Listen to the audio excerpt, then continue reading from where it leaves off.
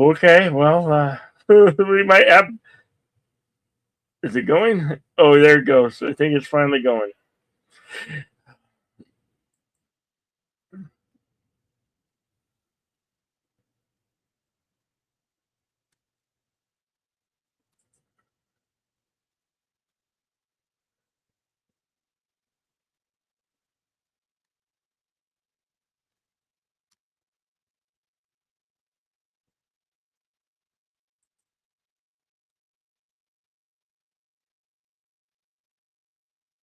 Occupied France, fifth year of World War II.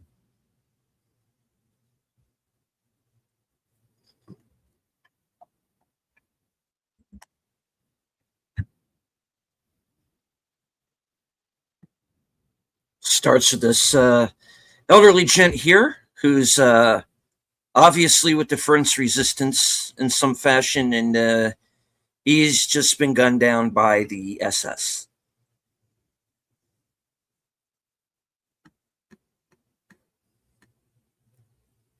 Hello in the chat to JPRPH1 as well as Snortopoopas Q Bar.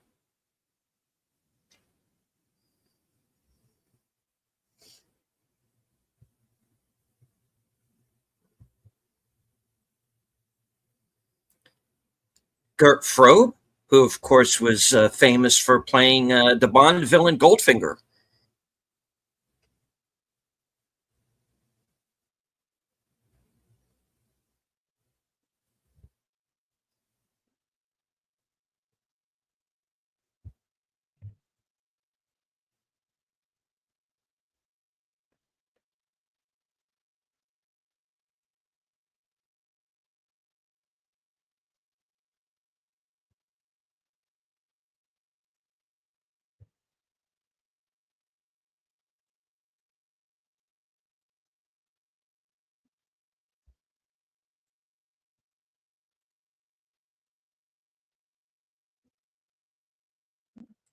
And you see more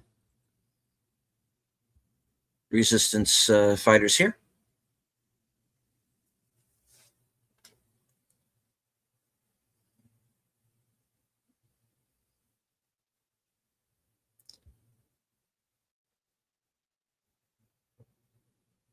And they get distracted by the woman, which is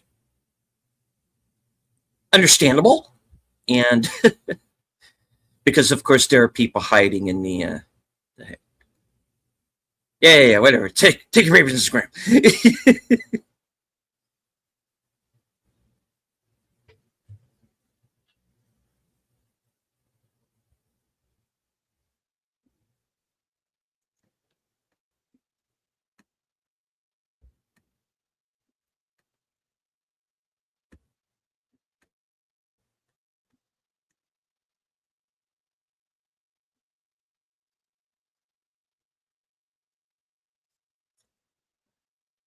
And if anyone was hearing an echo there during the first few minutes, that was my fault. I got that taken care of now.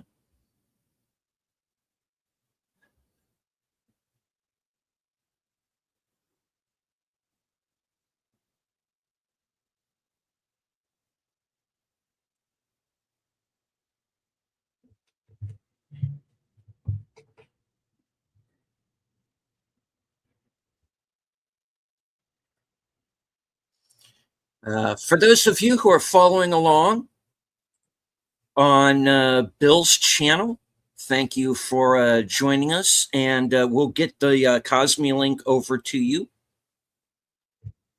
as soon as possible. The film is just a couple of minutes in. And a hello to LDG. Oh. I don't know why I'm having so many troubles.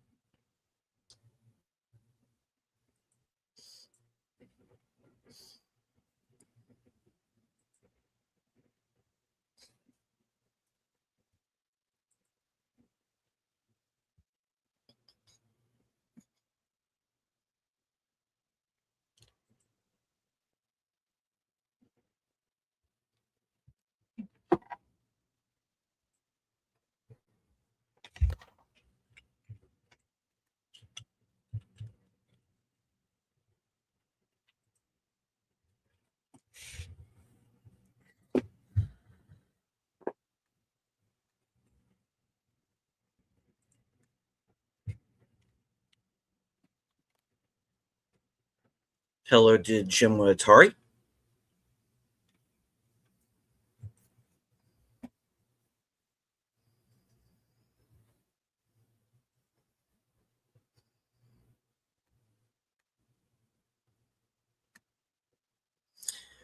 I don't know. Do you just want to rewind it, start back from the beginning since we're only a few minutes in, or what do you want to do? Yeah. Okay. All right. So that way we get everybody back on the same page. I'll stop it, and then I'll reshare it. So, wait. Okay. Okay, it's gonna come back. Uh,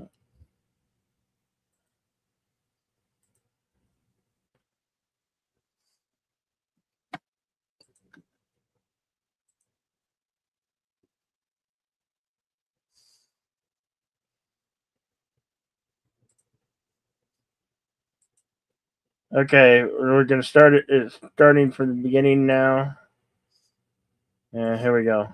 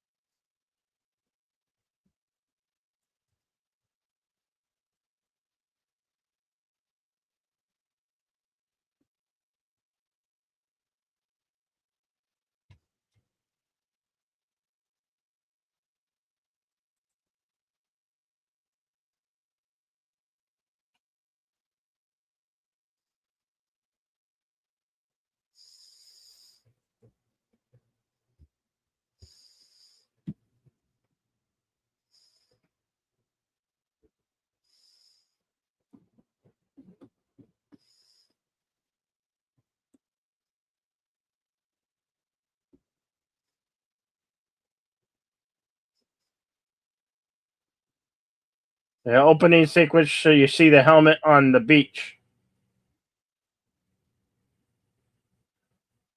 Is everybody seeing it now?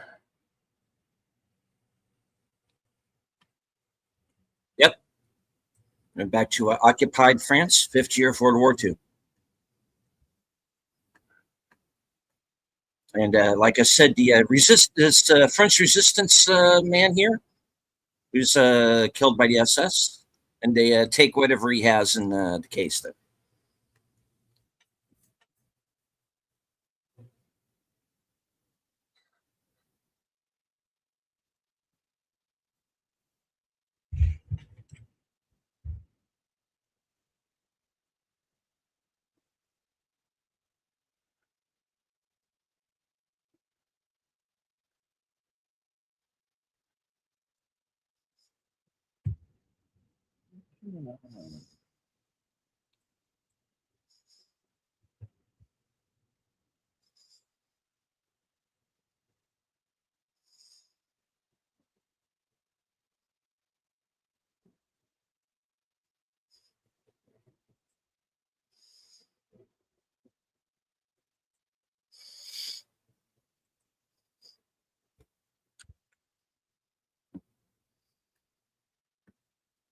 Of course, like I said, Gert Frobe, known as Goldfinger, and another Bond villain, Kurt Jurgens.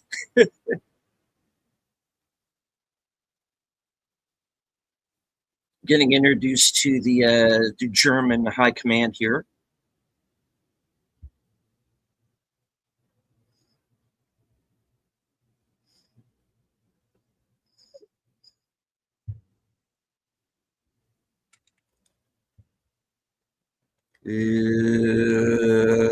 Lady.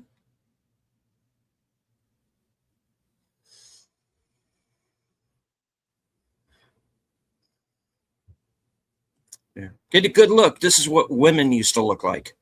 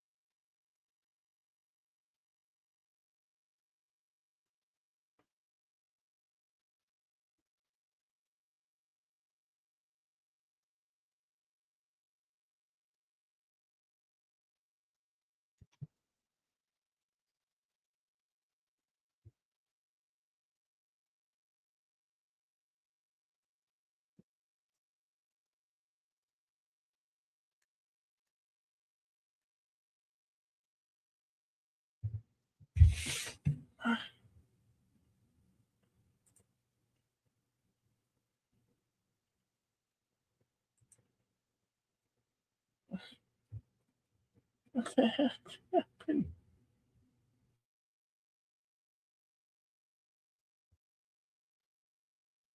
All right, give us a moment, folks.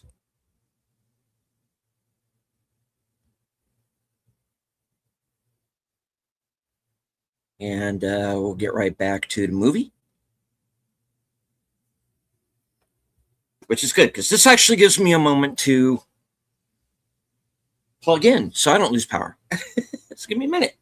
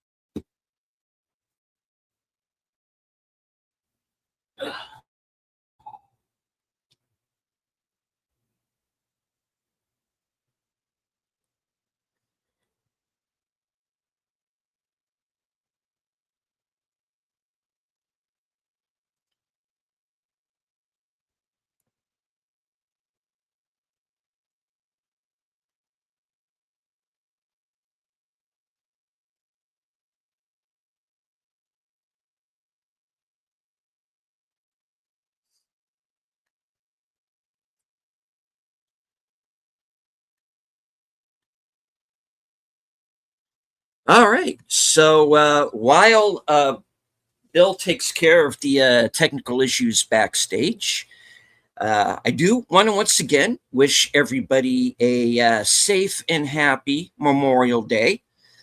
And we will be continuing our month long salute to the troops. Wednesday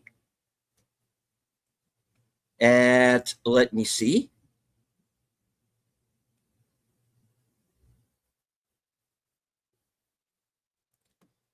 that'll be Wednesday at 5:30 p.m. with In Harm's Way, starring John Wayne and Kirk Douglas. And we will be rounding out with Action Theater at its regular day and time, Thursday at 5:30, with a showing of the Sam Mendes modern day classic 1917. All right.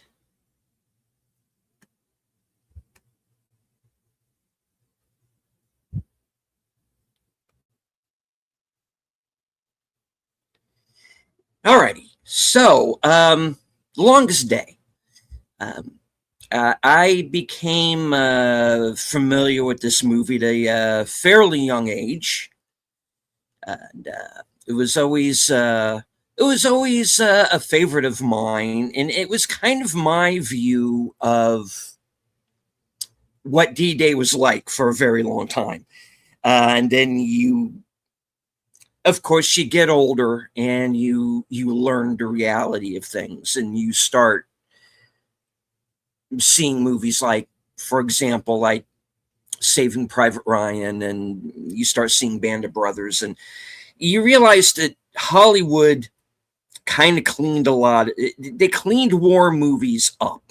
They weren't, yeah, they were showing people getting killed, but it wasn't anything overly gory or graphic or particularly realistic, And The Longest Day is a film where the directors involved, and there were multiple directors,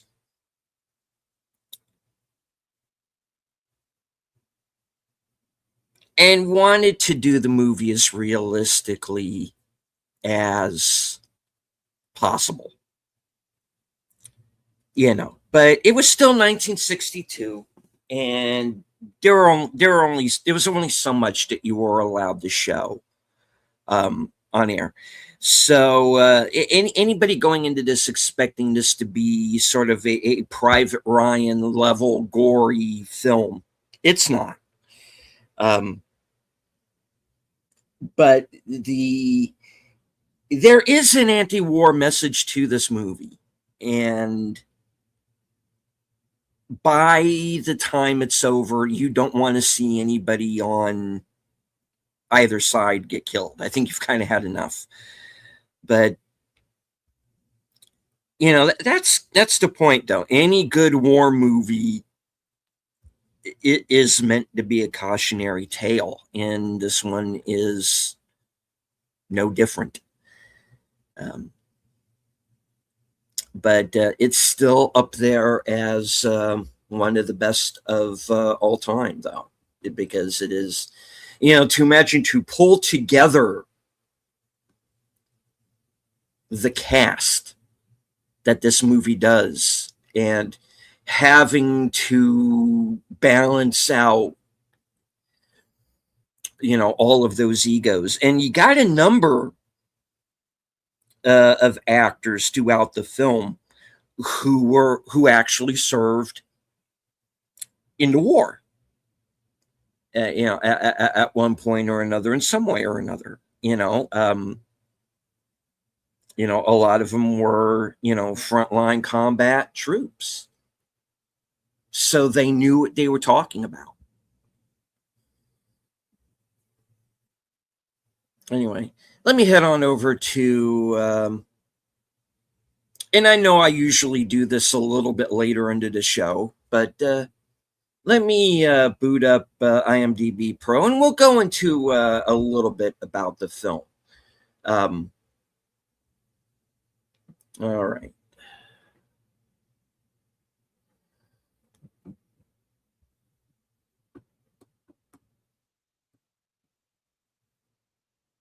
And if you're ever on IMDb Pro, it just so happens that I have a page over there. So please, actually, I have two of them now. So please feel free to check that out. All right. So the directors include Gerd Oswald, who did the French scenes.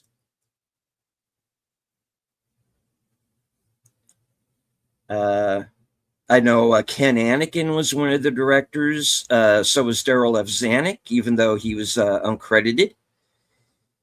There are 5 credited writers in all. Of course, Cornelius Ryan, who wrote the book The Longest Day. Romain Gary, James Jones, who also wrote The Thin Red Line. David Purcell, and Jack Seddon.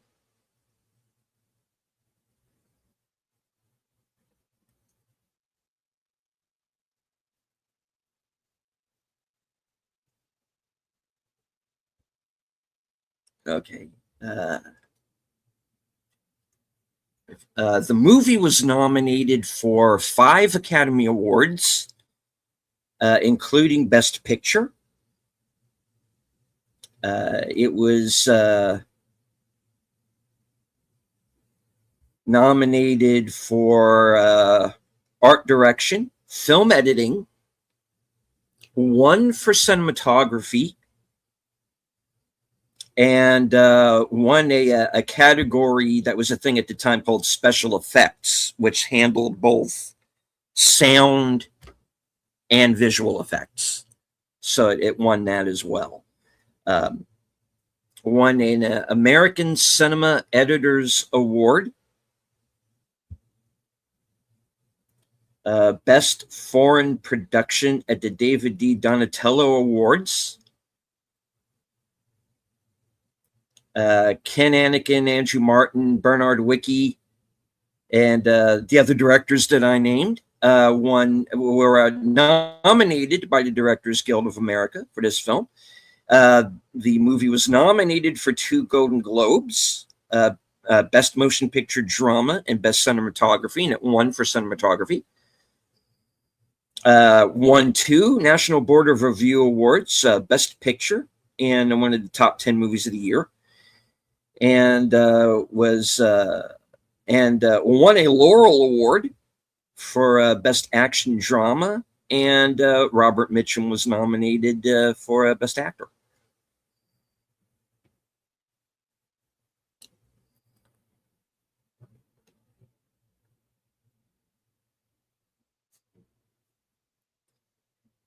All right. So we have 16 main filming locations, which were all in France.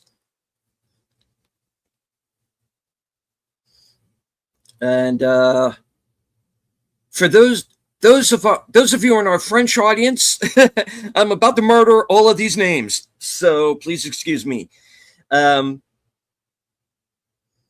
Okay, Benouville, Calvados, France, for the Pegasus Bridge scene. Rivido, Plaz, El de Sorrente Maritime, France, the mayor celebrating with a champagne bottle. Calvados, France. Chateau de Chantilly, Chantilly-Wies, France, for the Commodore scenes. Cyprus, Fox, Bologna Studios, Bologna Bellancourt, Haute de Seine, France. Pointe du Hoc, which is a location that you see in the film. It's a real location for the where they actually made the cliff landing. La Rochelle, Orne, Ouistreham, Plague de Lodo, Saint Florent, Place de la Celica, Saint Florent, Port in Besson, Saint Mary-Glisse, where it says the parachutist landing in the village, in El de Rey, Sainte Maritime, France, from Omaha Beach. I do not speak French, as I think is obvious. All right.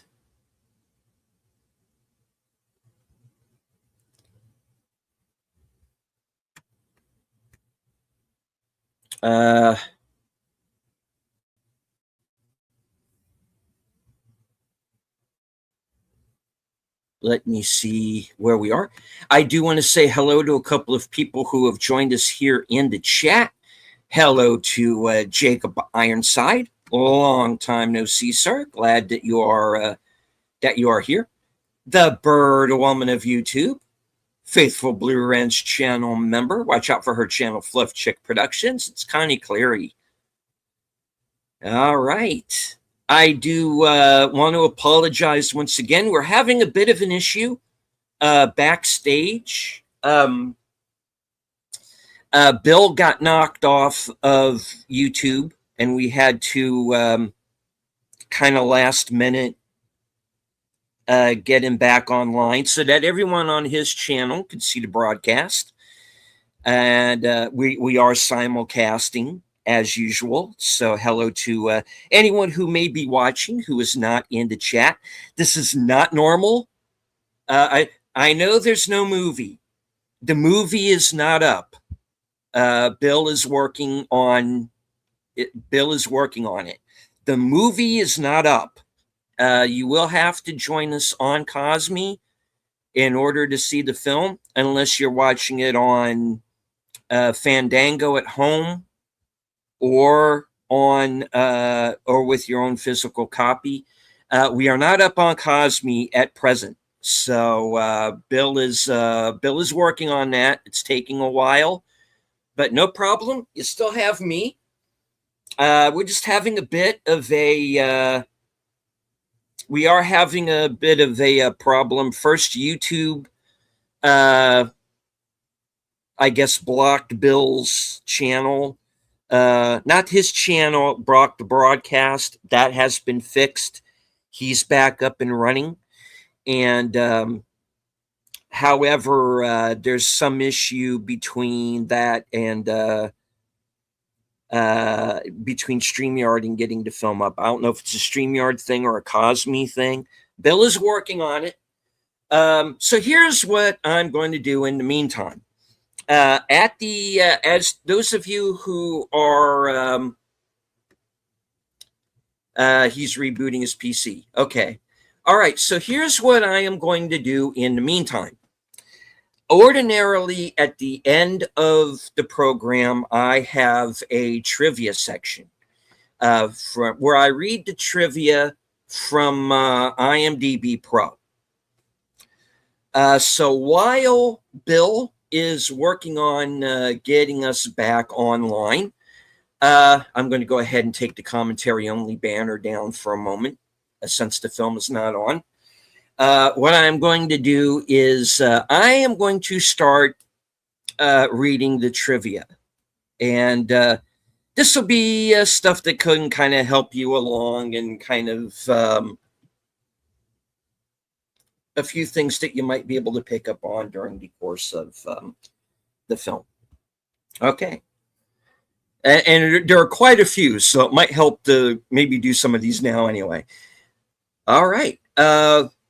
Richard Todd plays Major John Howard, officer commanding D Company of the 2nd Battalion, the Oxfordshire, Buckinghamshire Light Infantry, Air Landing Brigade, 6th Airborne Division. The actor Richard Todd was in Normandy on D-Day and participated as Captain Todd of the 7th Parachute Battalion. Okay, let me reread that. Richard Todd who plays Major John Howard, was in Normandy on D-Day. He was a captain in the 7th Parachute Battalion, 5th Parachute Brigade, British 6th Airborne Division. His battalion went into action as reinforcements via a parachute jump after the gliders had landed and completed the initial main assault. Todd was moved from the plane from which he was originally scheduled to jump to another.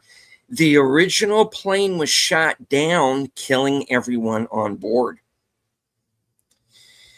As a 22-year-old private, Joseph Lowe landed on Omaha Beach on D-Day with the 2nd Ranger Battalion and scaled the cliffs at Point du Hoc. He scaled those 100-foot cliffs all over again for the cameras 17 years later. Producer Daryl F. Zanuck was quoted in an interview as saying that he didn't think much of the actors forming their own production companies, citing The Alamo, produced by John Wayne, as a failure of such ventures.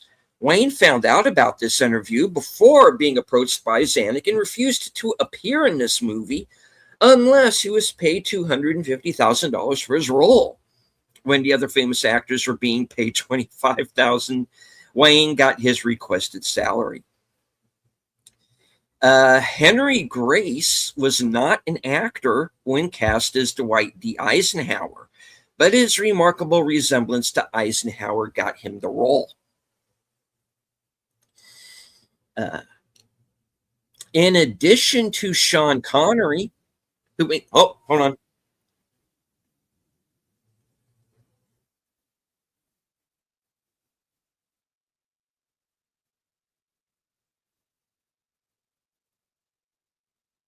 All right, the movie is back up and running.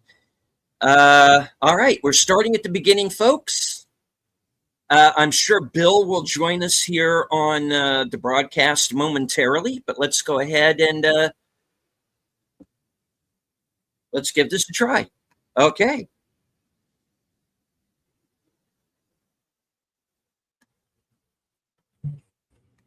Okay, welcome back, Bill.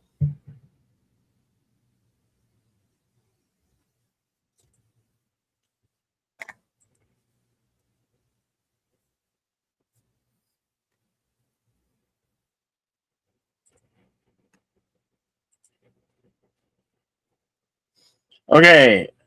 Can you hear me? Yes. I'm back. We're back.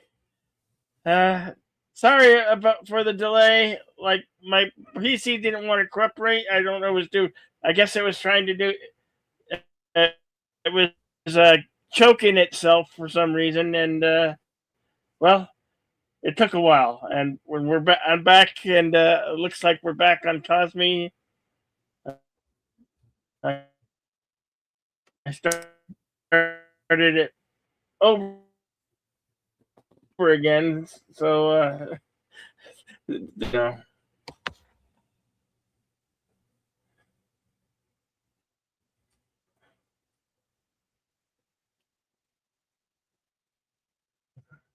Quality is still poor. Okay. Let me see if I can fix that. Might have to stop it.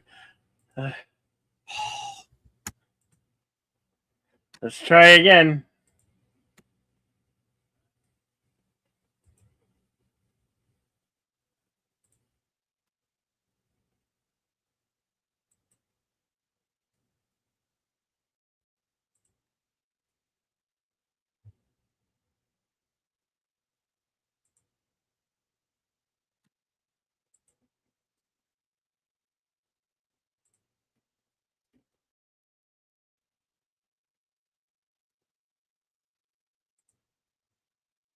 Let's try this out.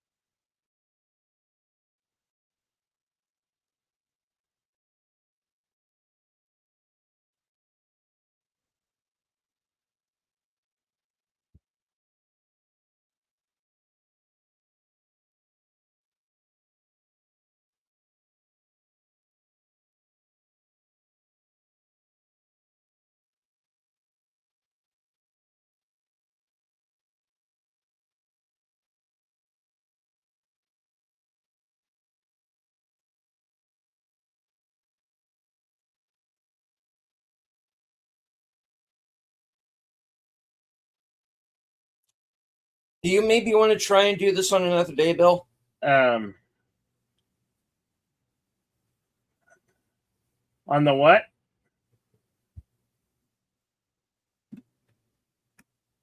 Cosme has paused.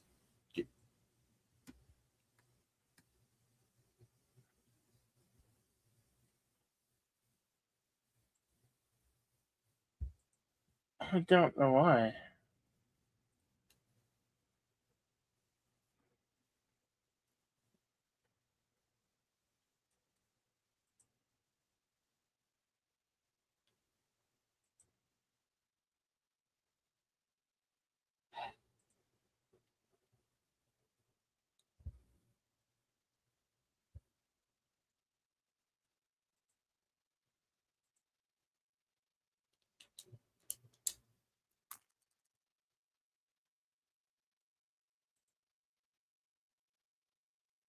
Yeah, I'm seeing that Cosmic doesn't want to respond. It's just I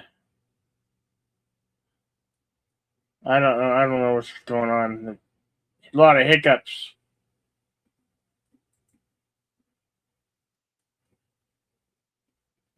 Try it one more time and then why?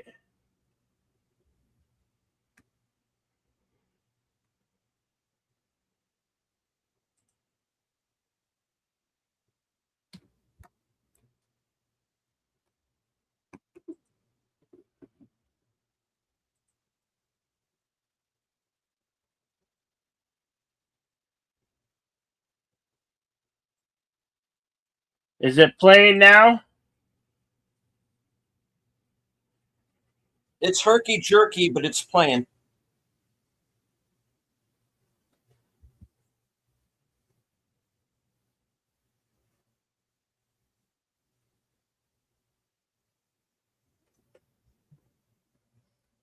I like how he walks in front of the water and it like just like disappears. Obviously, it's supposed to be a cut to the close up of the water to him. It's just a weird edit.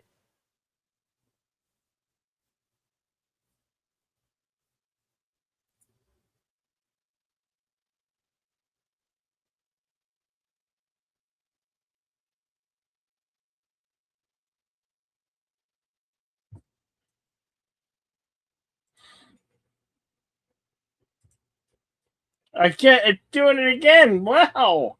I have never experienced this much trouble with No, we haven't. I, All right. Here's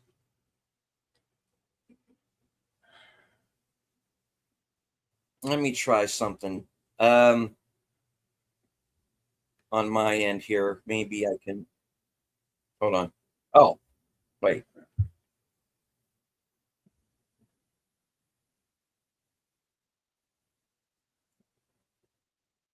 Eat the thing.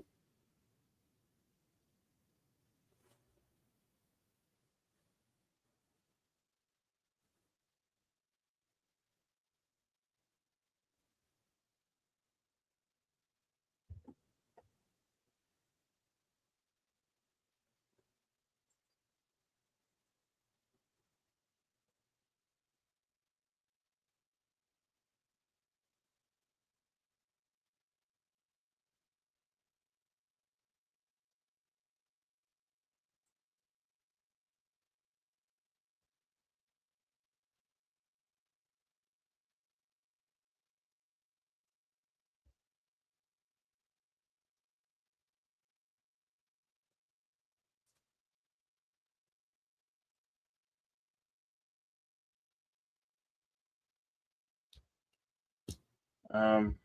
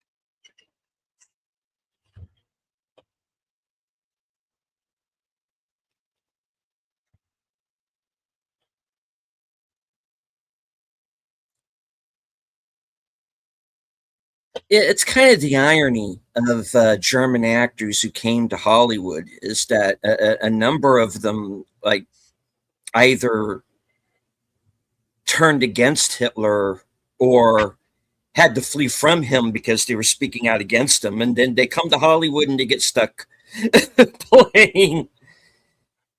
playing Yahtzees. It's not too bad.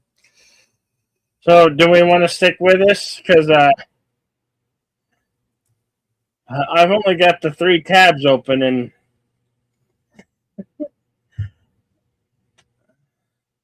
if you guys are, if you guys say okay, we'll stick with it.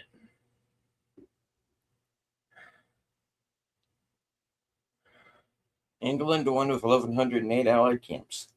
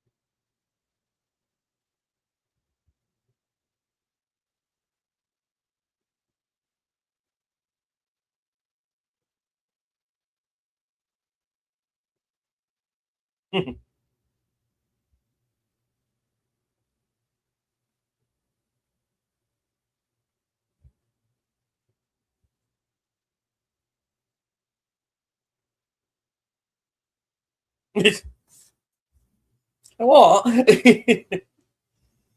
Huh.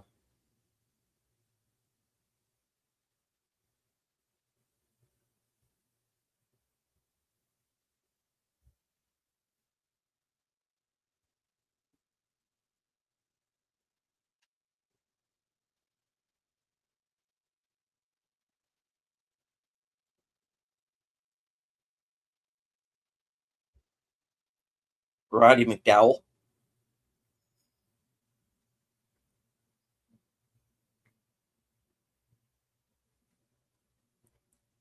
Part of what makes this movie fun, if you can call a movie like this fun, is spotting all of the actors that are in it.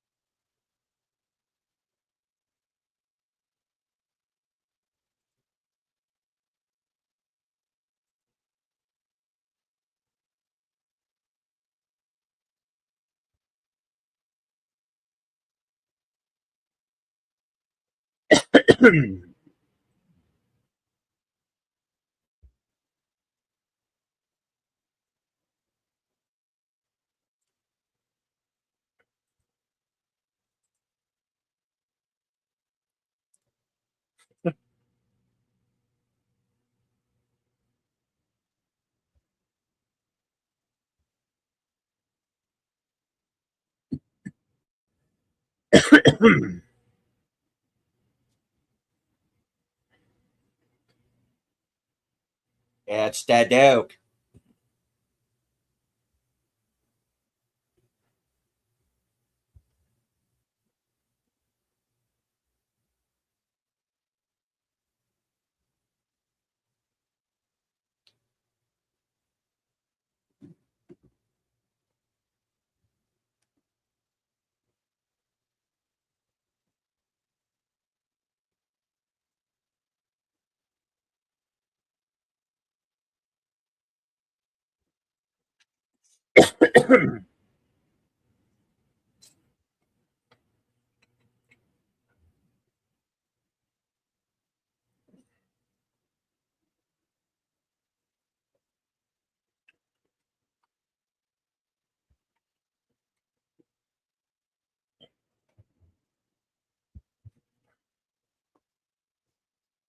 And if Captain Harding there, the guy on the right, looks familiar, that was Steve Forrest, who was the original Hondo in SWAT, the TV series,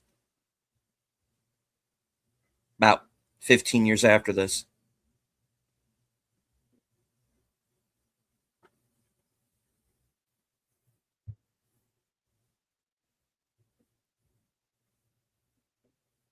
Robert Mitchum. Robert Mitchum. Who's There's going to be another. commanding the, yeah, Eddie Albert.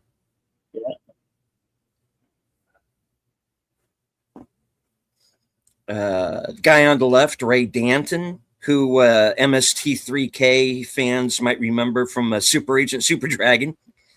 This is a far better movie. Yeah. Hello to Jack Slaw 2.0.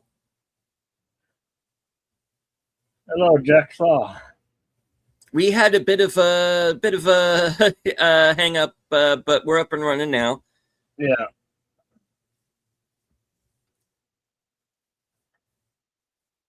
My computer went into cardiac arrest, and that's why I'm experiencing problems.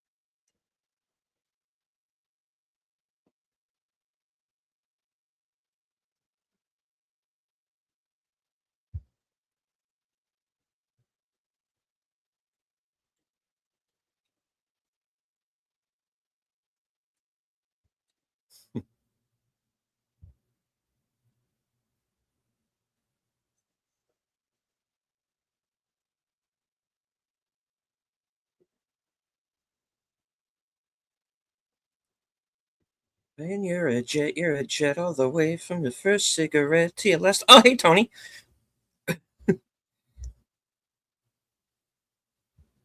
Thank you, JPRPH1.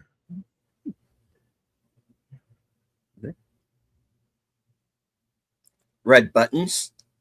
And of course, you live from Sparkwood and 21 fans might recognize a very young Richard Bamer.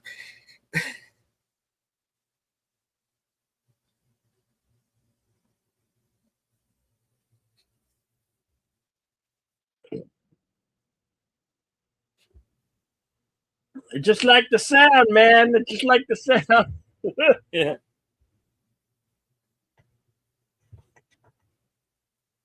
Yahtzee. Hey, 7. 77. We'll take it.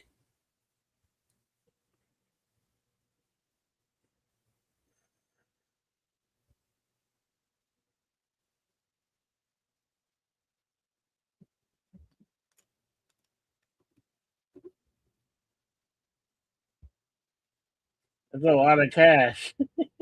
Yeah. Hey, is that guy from Rebel Without a Cause? Yep.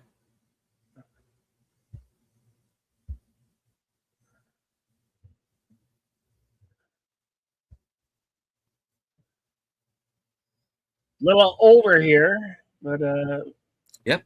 I recognize him.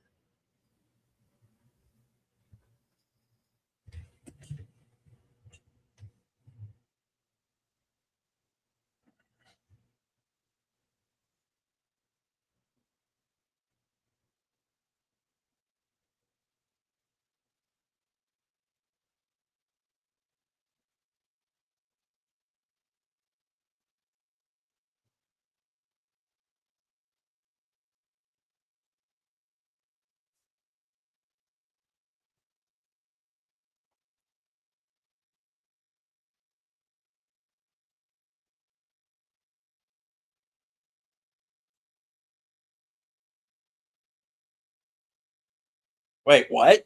No, sorry. Sorry.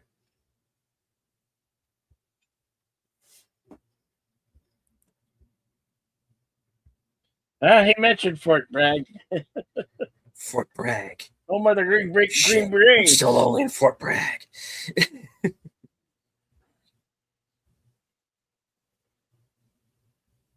Oy.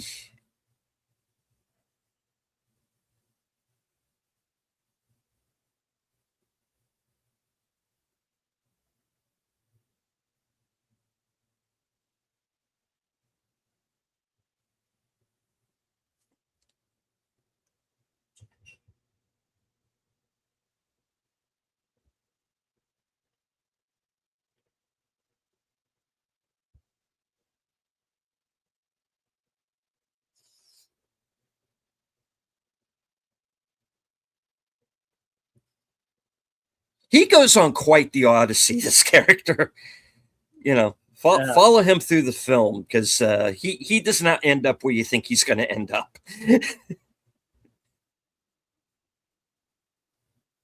Of course, here's Richard Burton, RAF. RAF. Yeah, this is the British RAF point of view.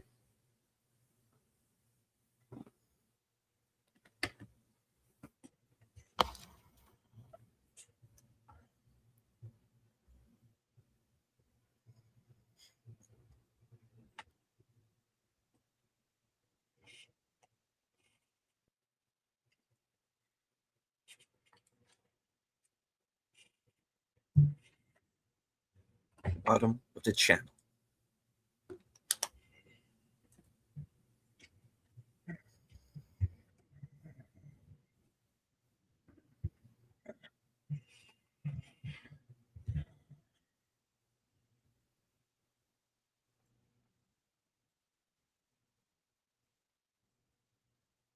Hey.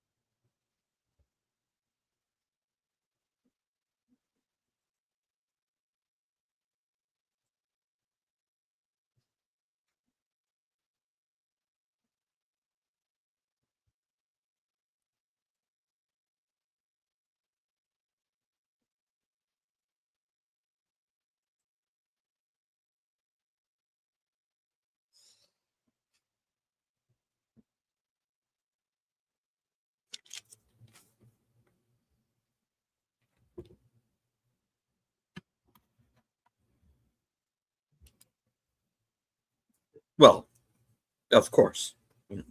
Burton.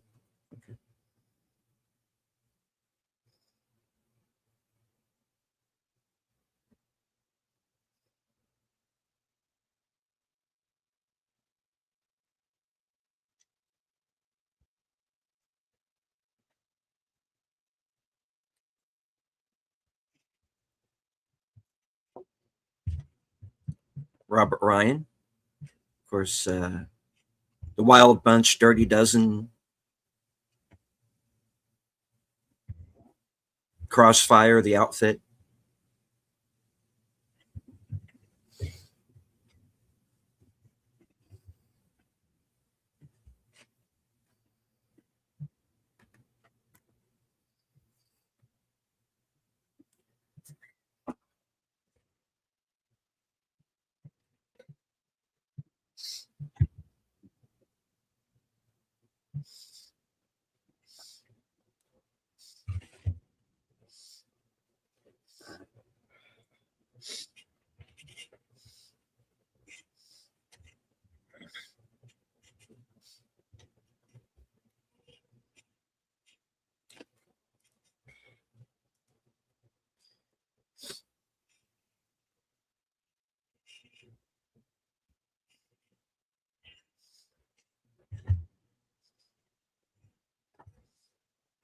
More or less, it was farmland.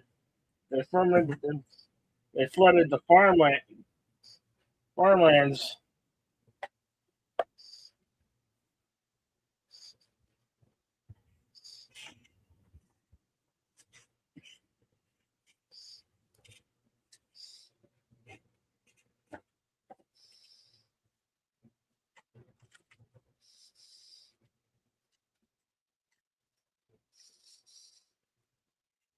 Well, like it was their fault.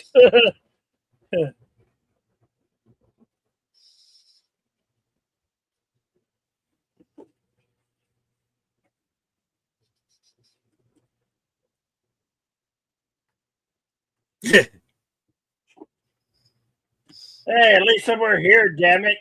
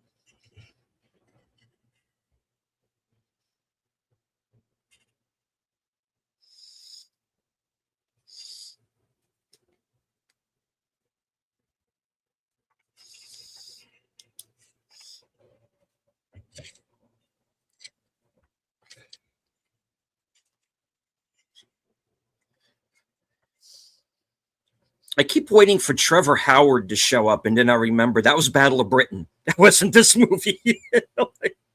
Yeah. Damn it. Which we did a couple years ago, which I think we did. We did, yes.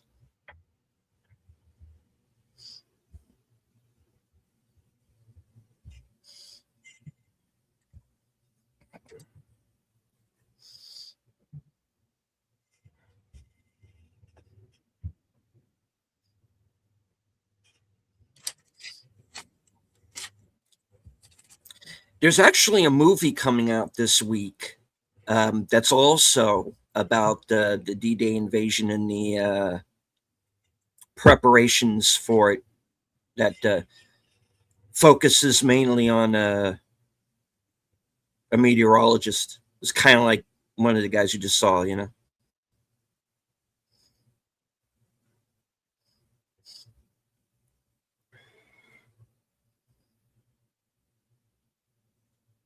Mhm.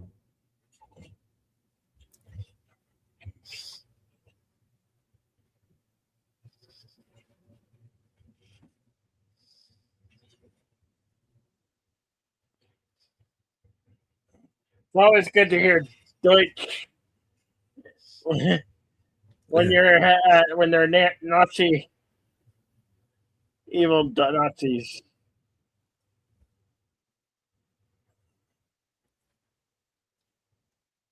Yeah, they got actual German actors. It's not Brits playing Germans this time. Yeah.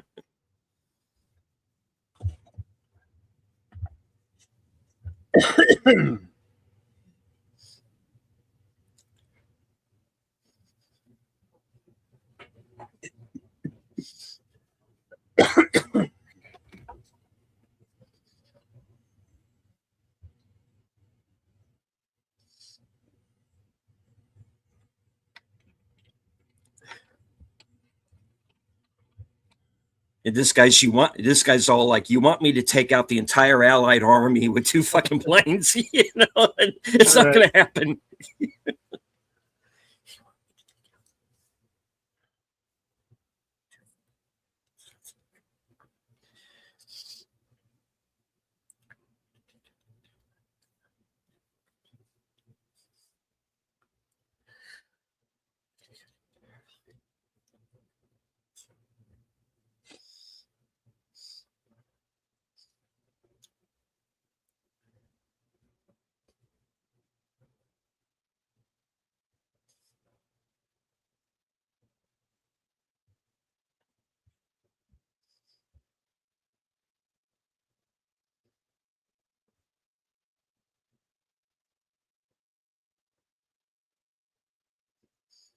We are 30 minutes, 40 seconds in.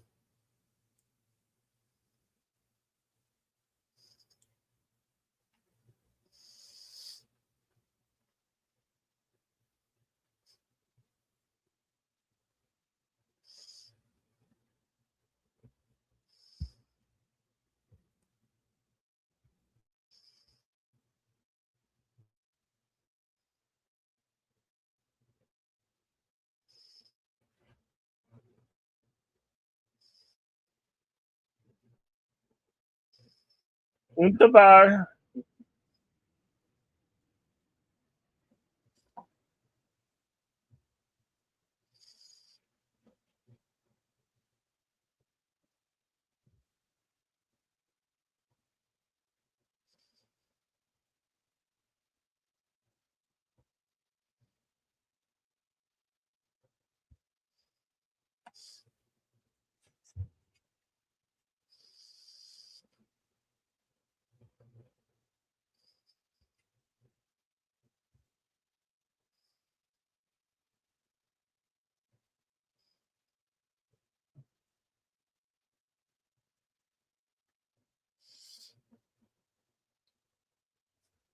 The jump reminded you of Hogan's Heroes.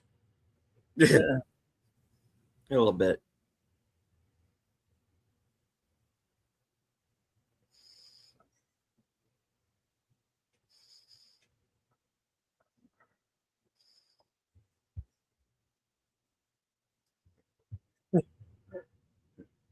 I like how he had the sense to point the light, the light towards up on the map.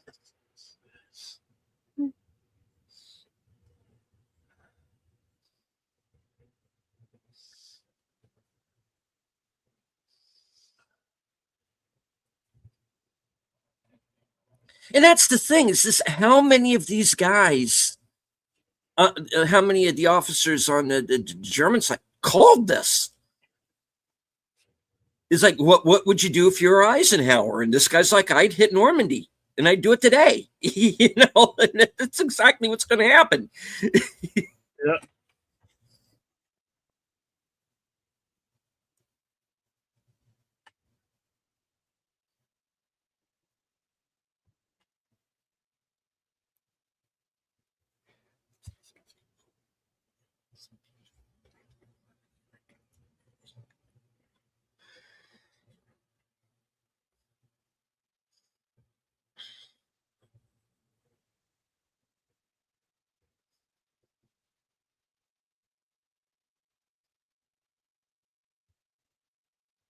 And as I said earlier, this man was not an actor. He was just a guy they found who looked like Eisenhower. Yeah, he really Hired does him. look like Eisenhower, Yeah, doesn't he?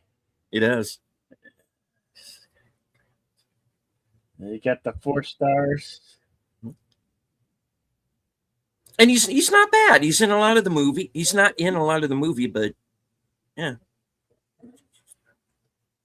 Omaha set. Oh wait, no, not. Yep. Shut up, Peyton.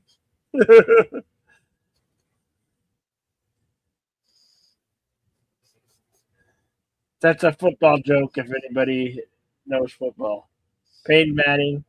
Omaha.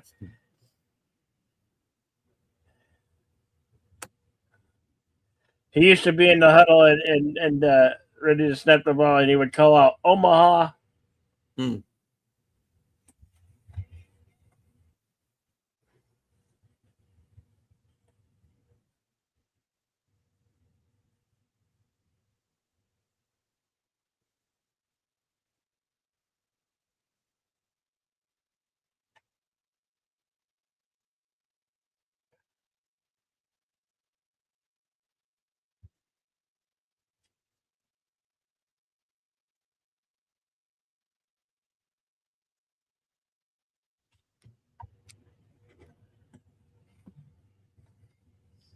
Oh, but Eisenhower is a gambling man.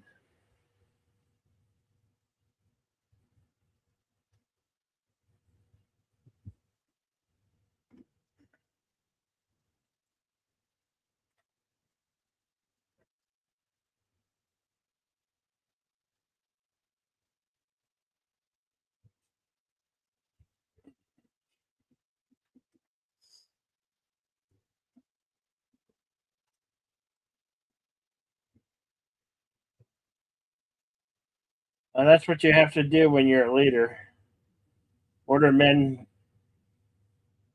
to essentially go to their desks. And the coffee mug didn't break.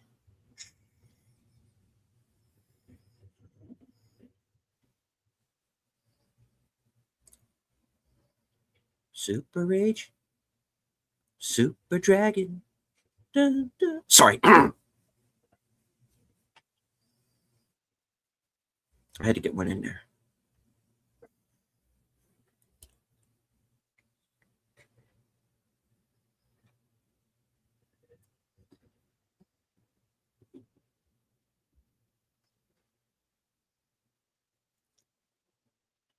I had an uncle that was part of the invasion.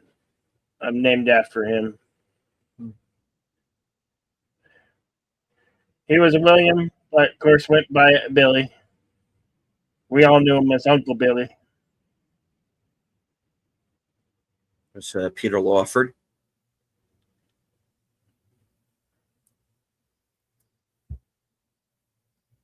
Edmund O'Brien.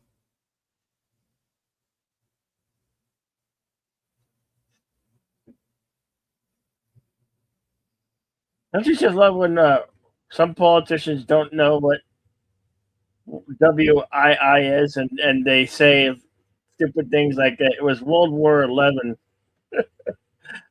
Yeah. Gee, that's happened. It's Yes. actually happened.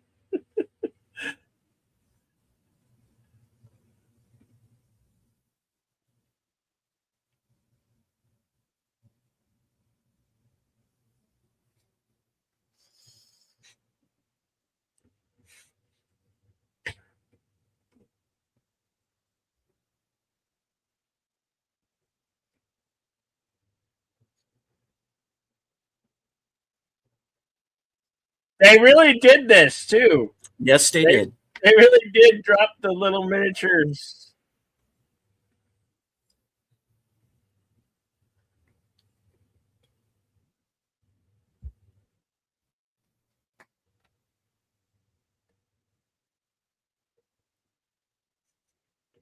He's molded plastic.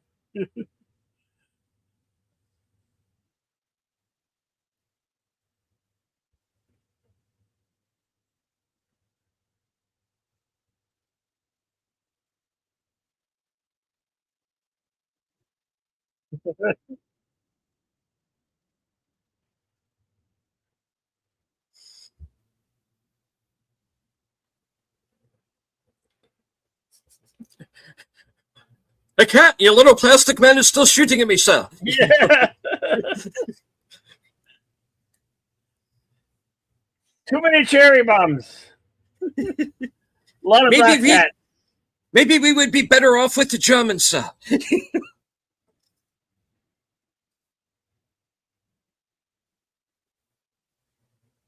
Well, you've given everybody the crickets.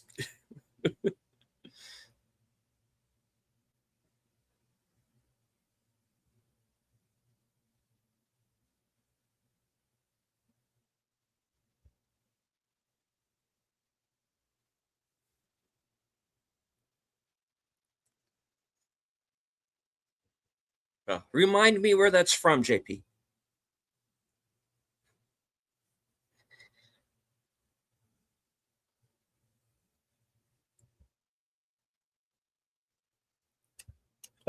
Which also you're gonna find out that's gonna have that sound is gonna have a similar sound to a rifle. Yeah.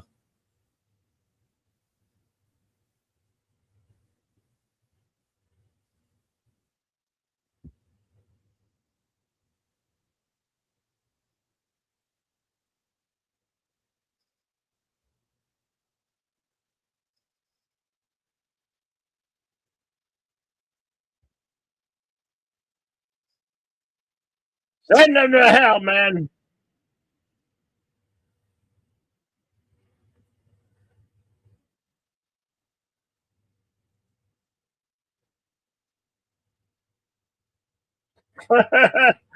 That's funny. It's good, JPR one. The clapper. Clap on. The clapper.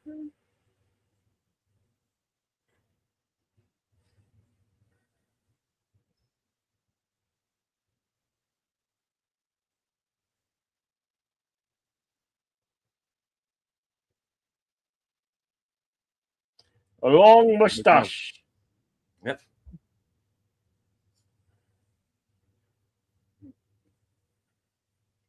They're speaking in cipher. Mhm.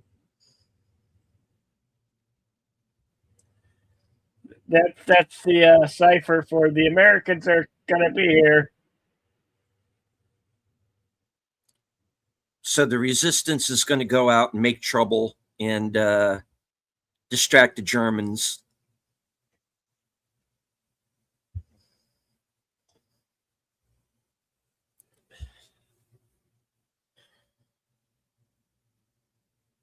And they get into some pretty hairy stuff here.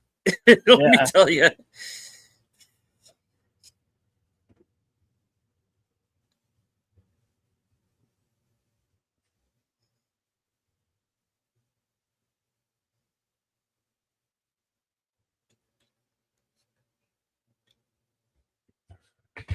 He's like, who was in that soup? Yeah, okay. You should know you made it, Mom.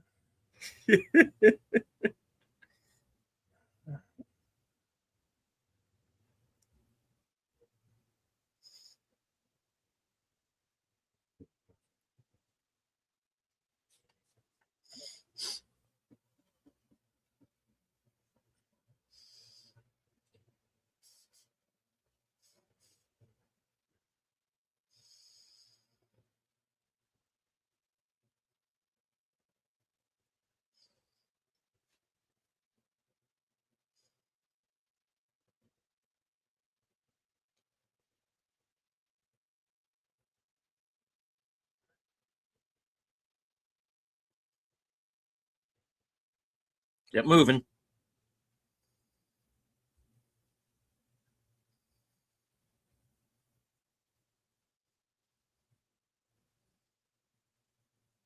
The And we can bitch. only What be is saved by an American rock star. No, wait. Yeah. Or movie.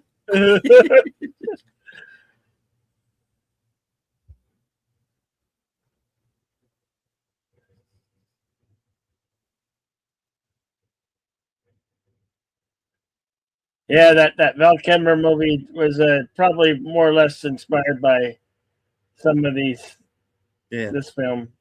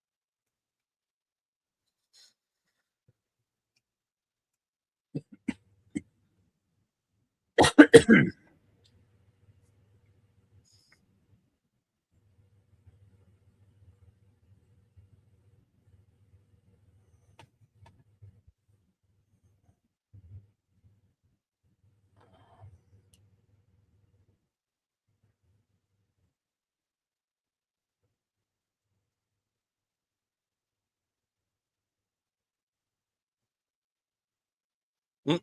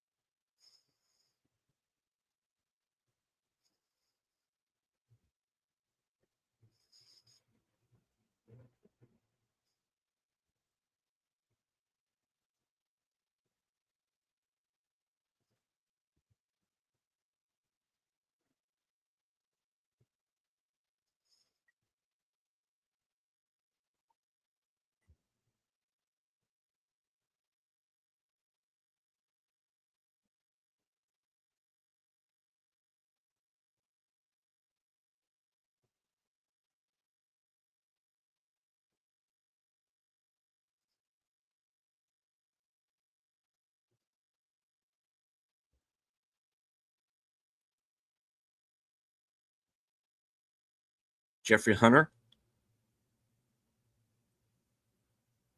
OG Christopher Pike,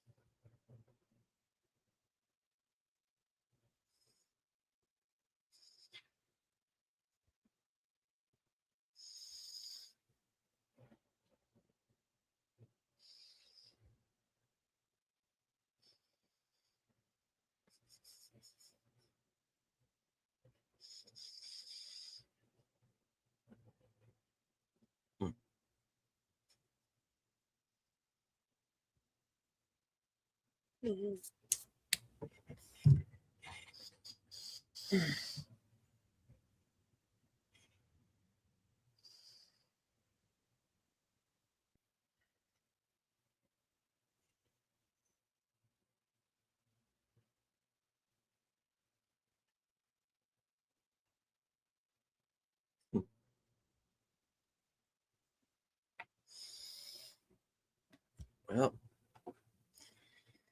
either way, you're about to chew some of the same dirt.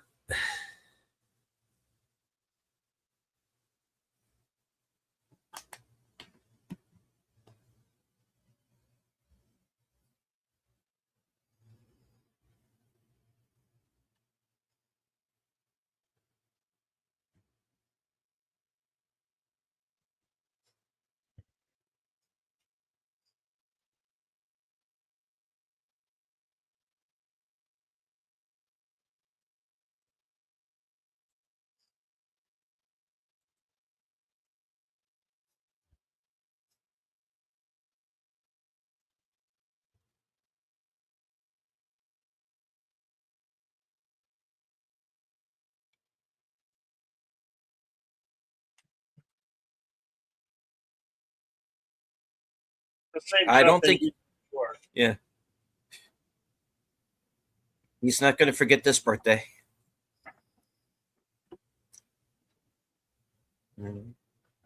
Robert Wagner.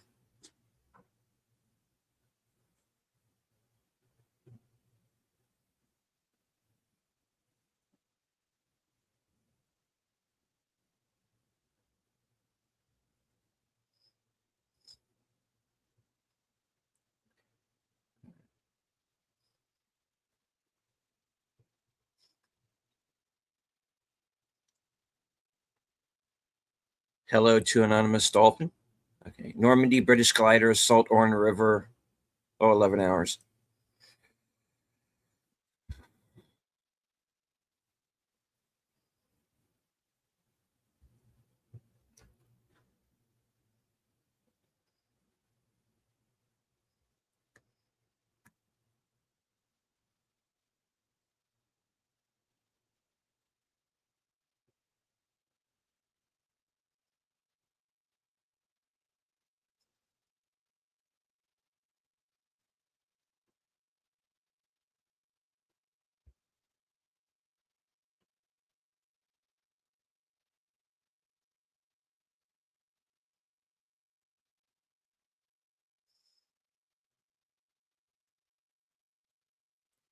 And of course, as I mentioned earlier, Richard Todd,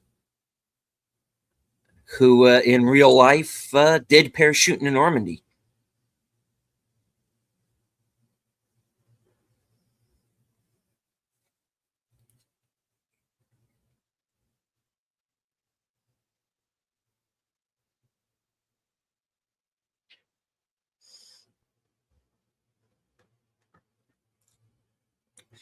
Dolphin said, I had the pleasure of visiting Dorn River Bridge a number of years ago. Right on.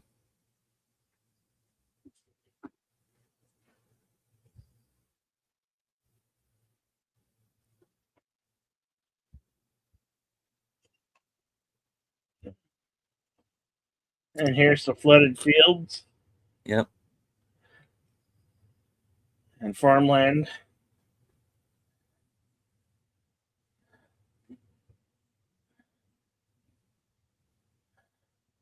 The freaking gliders, man. I don't know if I would have gone up in one of these things, to be honest. Practically had to crash land. Yeah. I'd rather jumped out of a perfectly good airplane.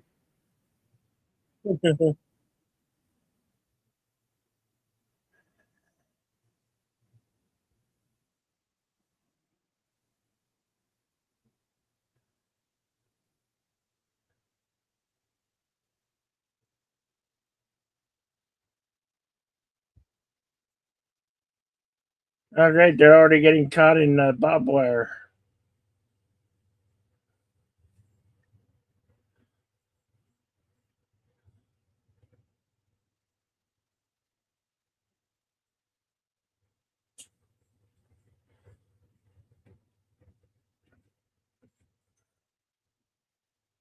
Ow.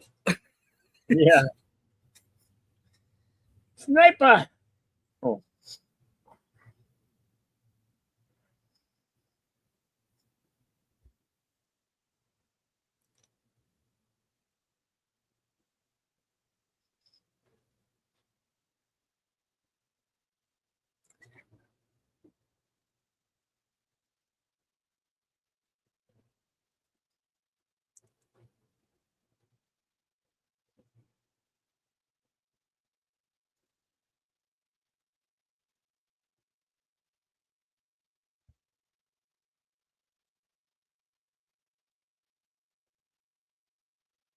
Whoops.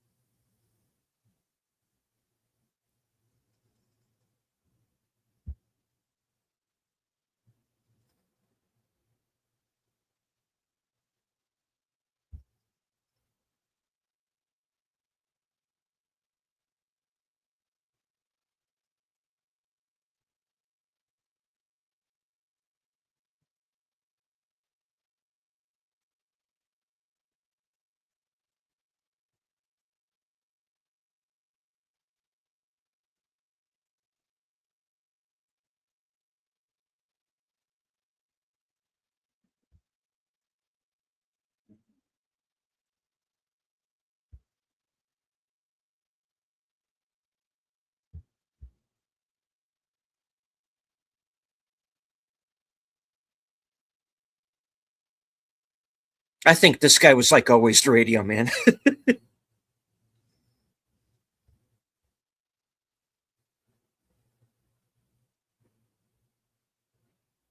I like this. The mayor actually goes out there. Yeah. All hands on deck, huh?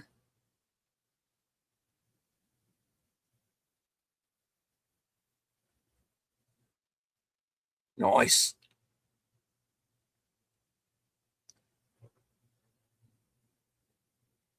Yeah.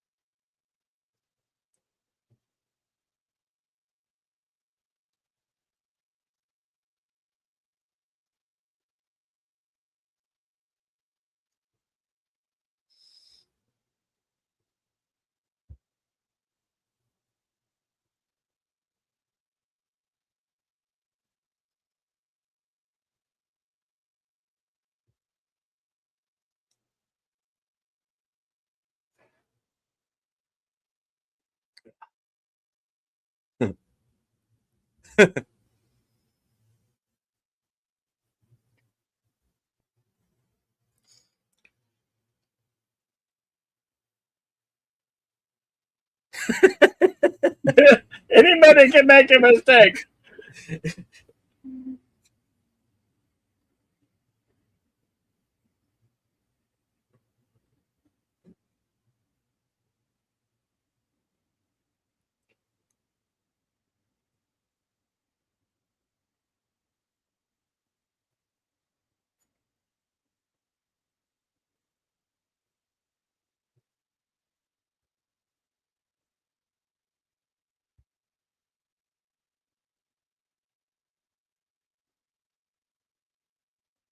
Missed one.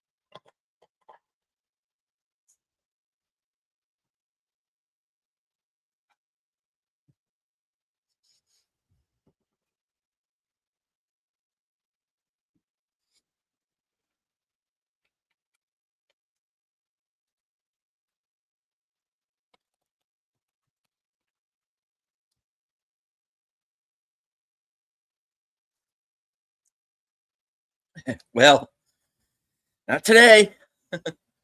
Nope.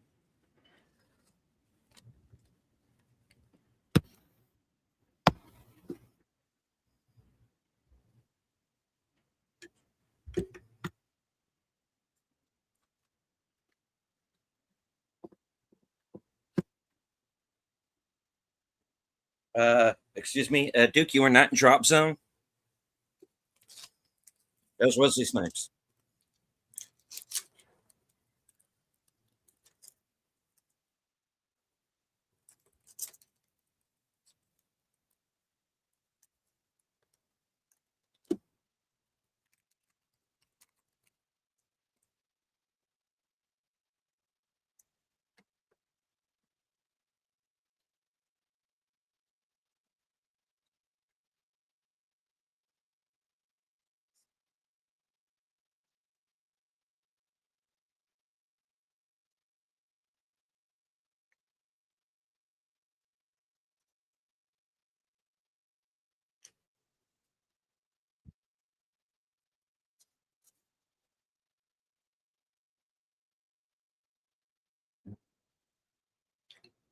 Almost.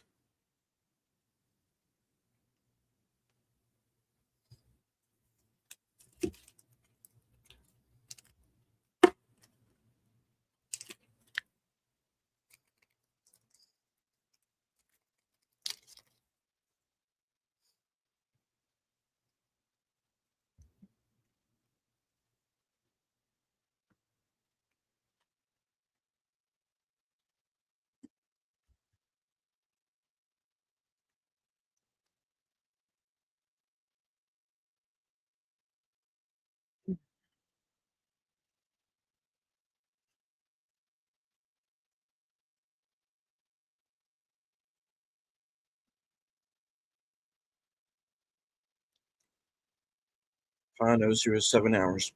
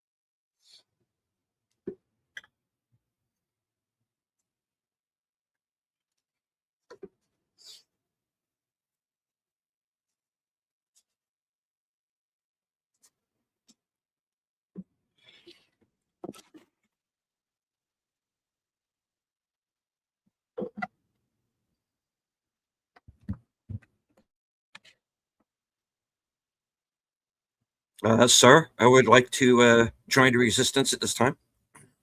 Oh, sorry.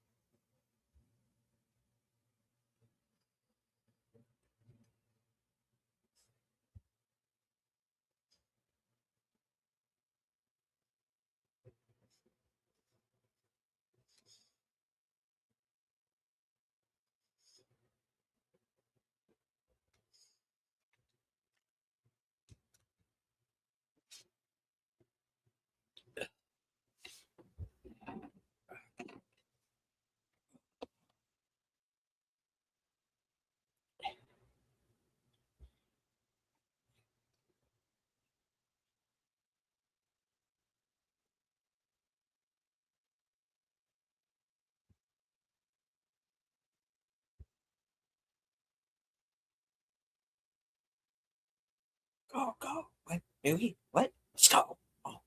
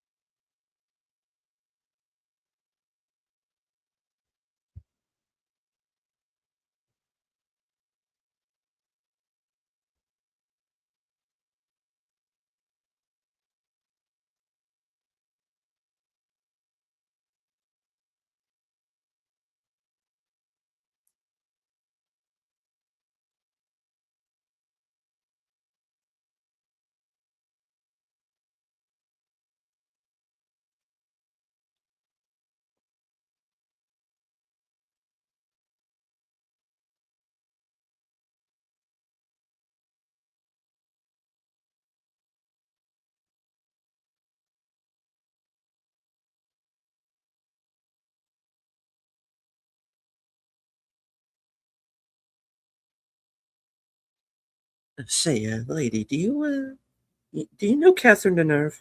What? Stop. Okay, Jesus. Okay. Why do you ask?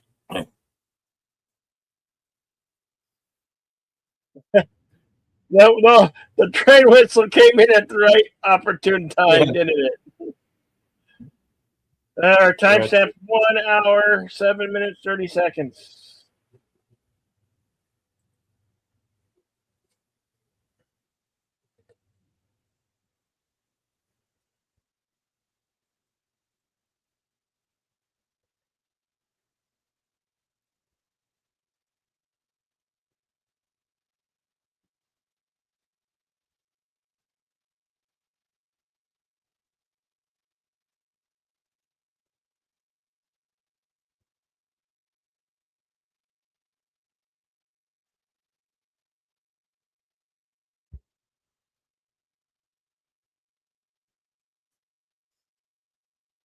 But she's a woman. Shouldn't she like swing somewhere near him and that will knock him out immediately?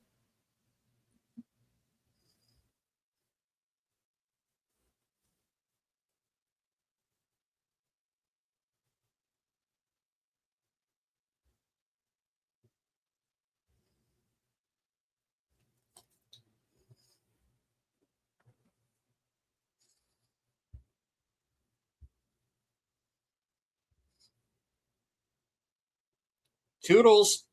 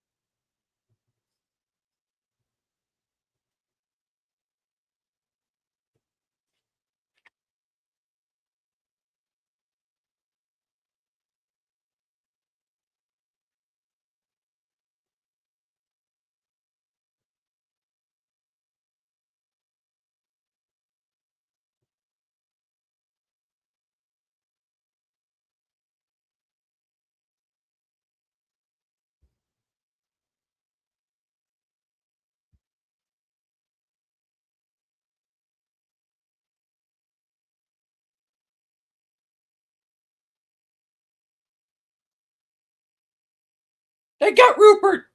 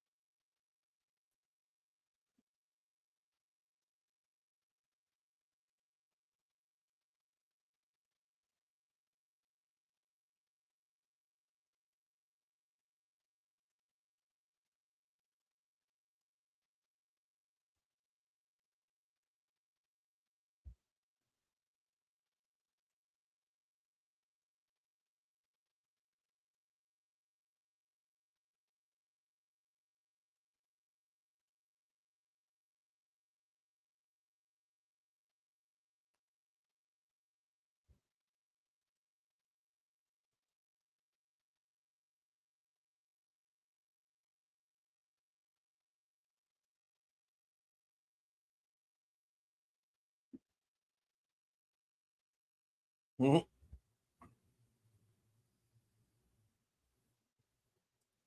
Oh, hello.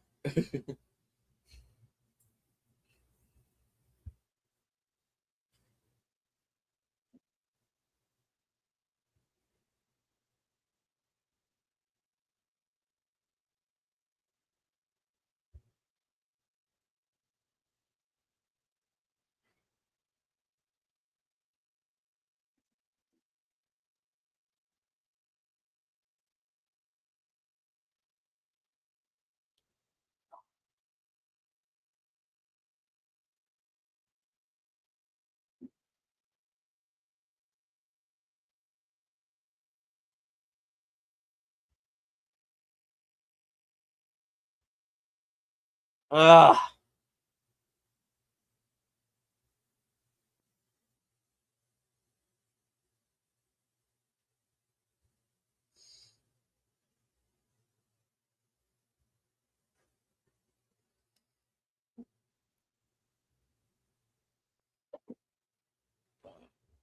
we got cows.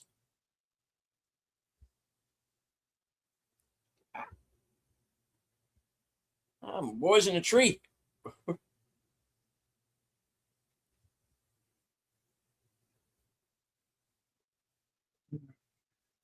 You don't get that. Oh, right through a greenhouse glass. Yeah, he might be a little cut up. Oh, that would suck. Yeah.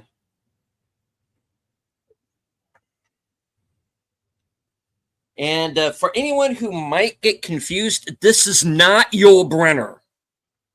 Okay. I don't know who this guy is, but he's not Yul Brenner. So, Yeah. because I've heard some people say, "Hey, why is Yul Brenner such an asshole in this movie?" It's not him. It's not him. But he is in such a hurry that he puts his boots on the wrong feet, and that's going to come up later, believe it or not. All right.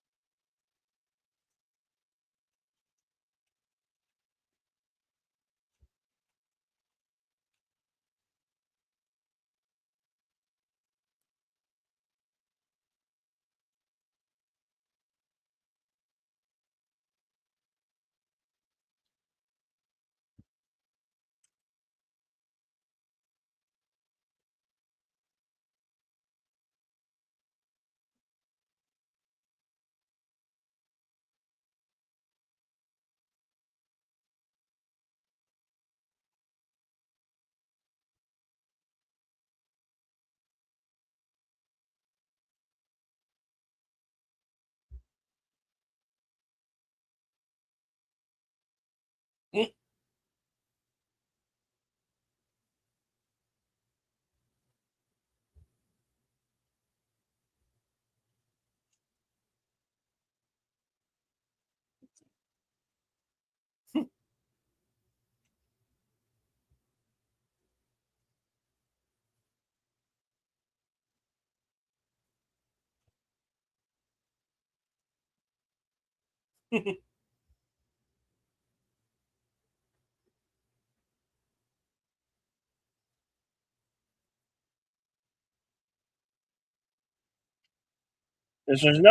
is no time.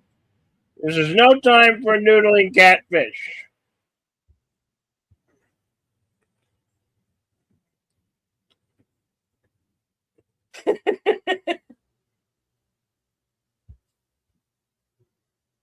All right.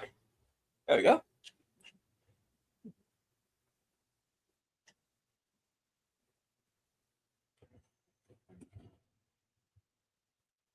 Bobbing for Jesus. Yeah.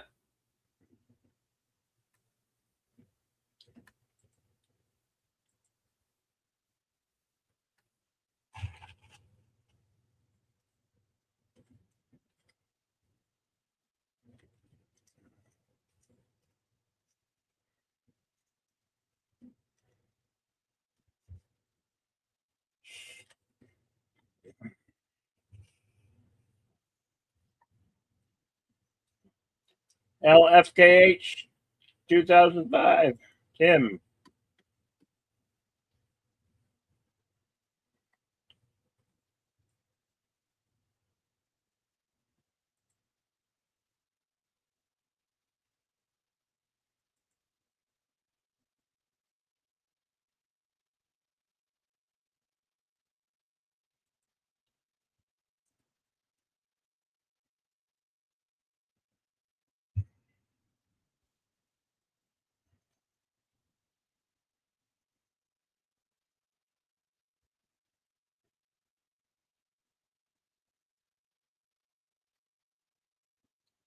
Well, have a safe trip there, Tim. St. Mary Glees, 0203 hours.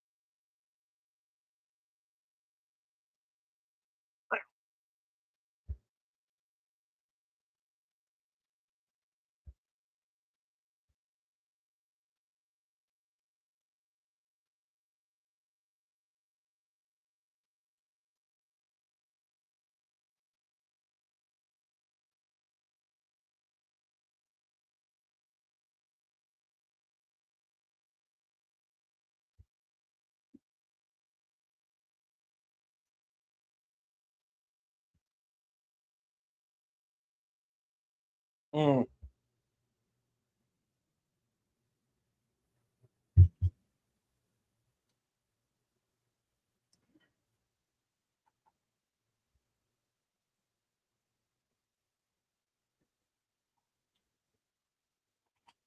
Uh-oh. Looks like they're going to be having a fall.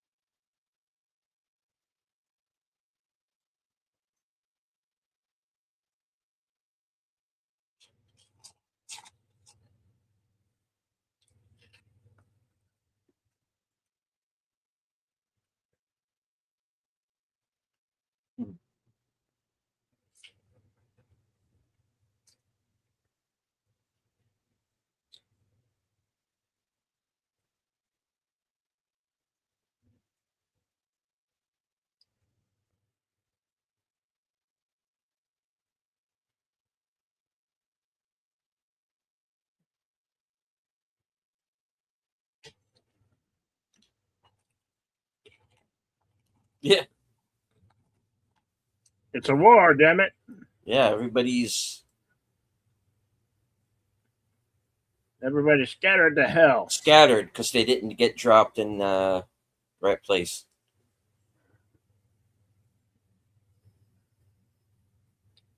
And here's Salminio has found himself by himself.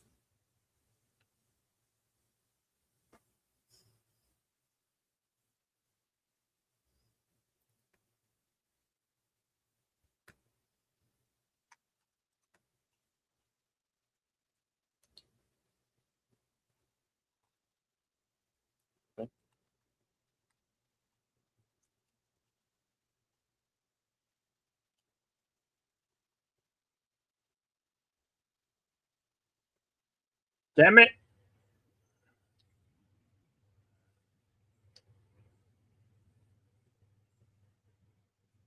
Damn bolt action rifle. Yep.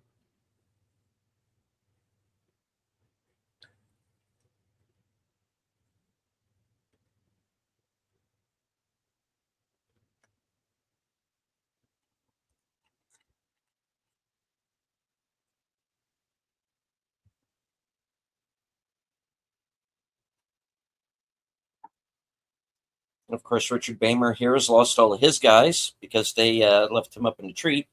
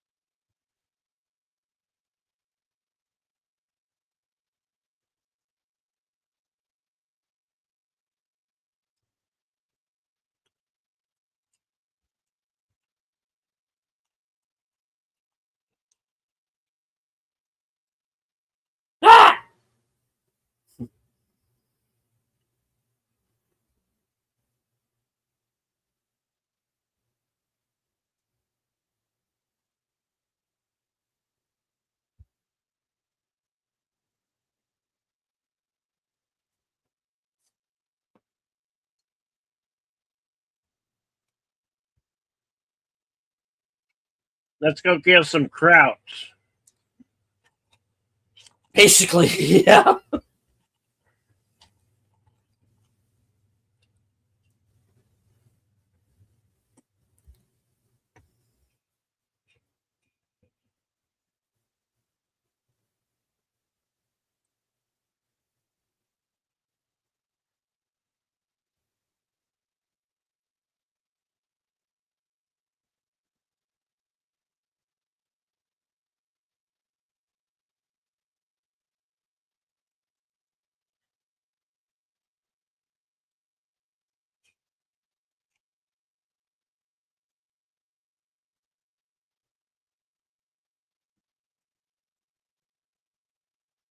There's a good scene right here. Yeah. There's the enemy. Enemy! Shoot enemy! Kill krauts! Oh. Oh!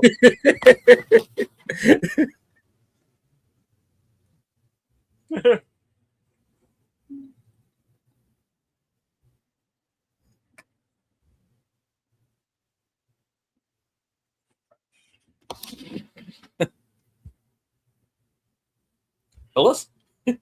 Fellas! You're Never mind. feeling- Let me get up out this motherfucker.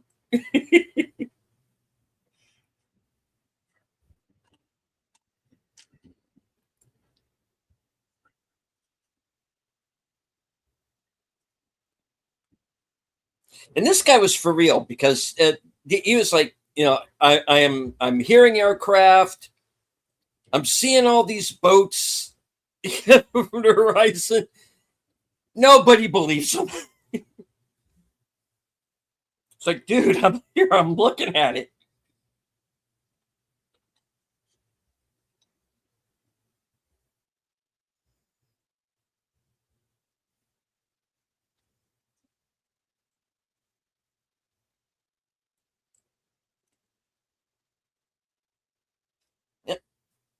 And the Duke's just turned his ankle into powder.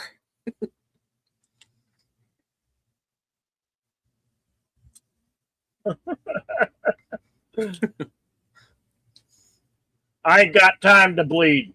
Yeah.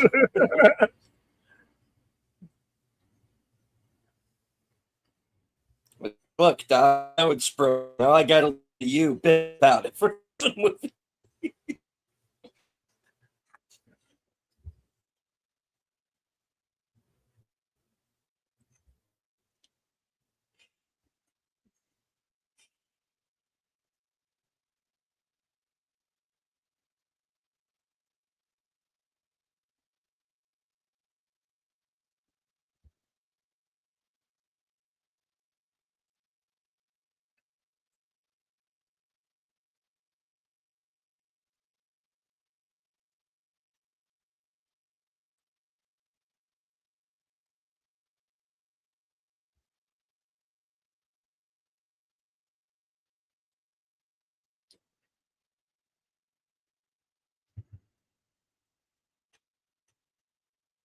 Nope.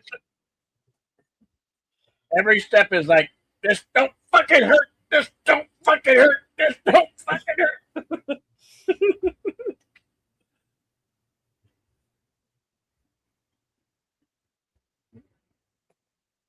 It's just a flesh wound.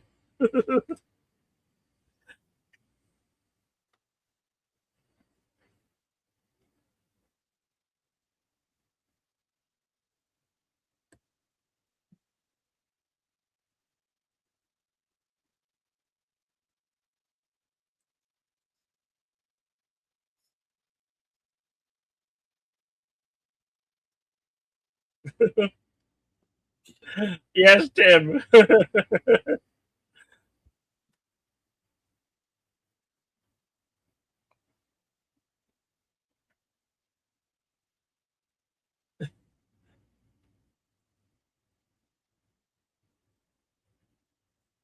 I am King Arthur, King of the Britons.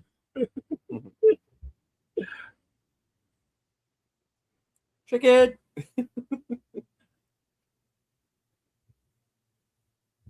I'm invincible. What are you going to do? Bleed on me?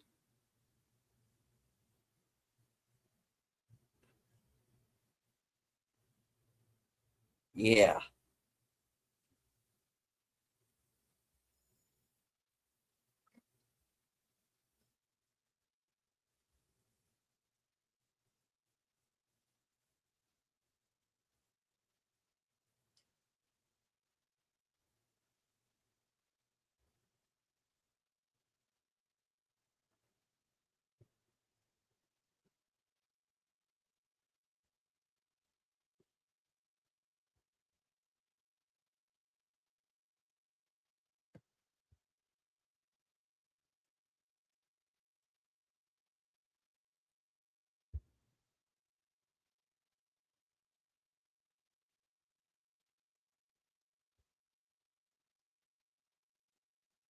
Yeah, but we're Americans. We don't do anything logically.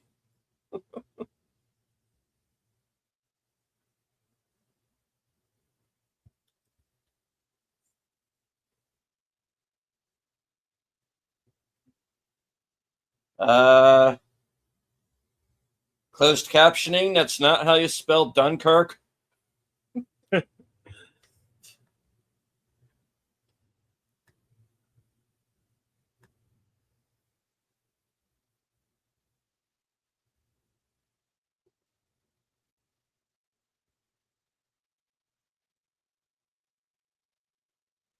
Yes. Let's give it to a men.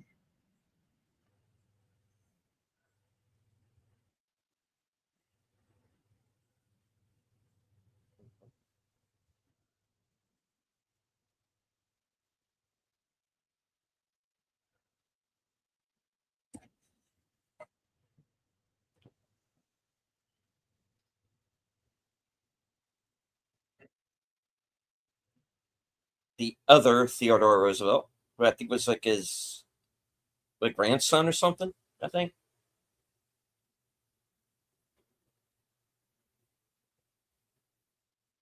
this prequel to Angel's Revenge is weird. Yeah.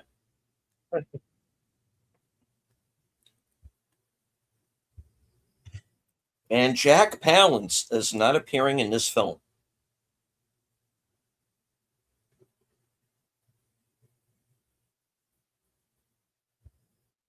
Father's the president. Okay, yeah. It was one of them.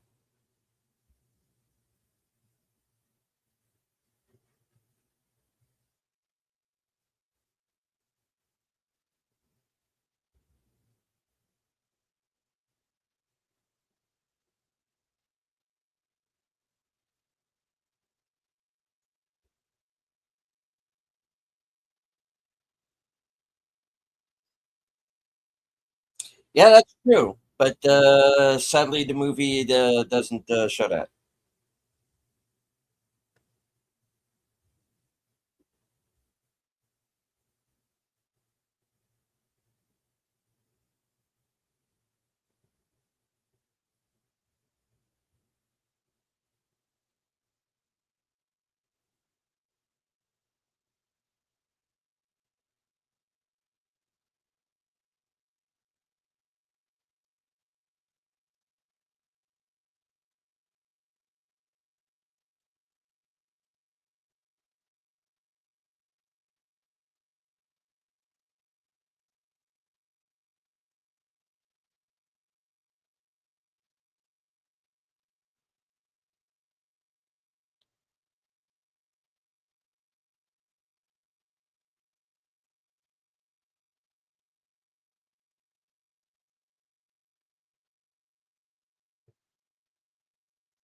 Yeah. Meanwhile,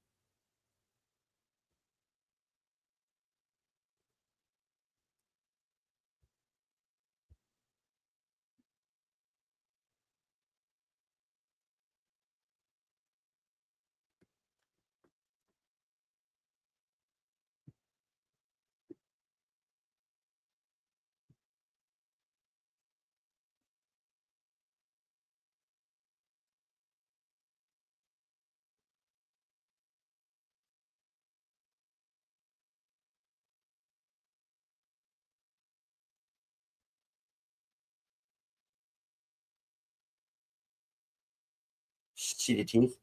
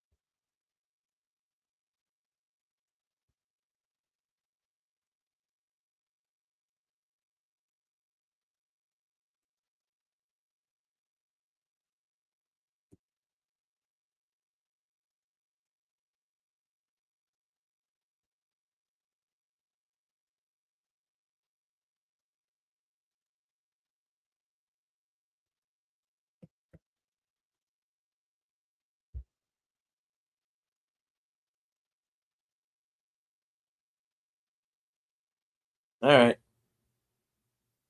Bring Blofeld in here.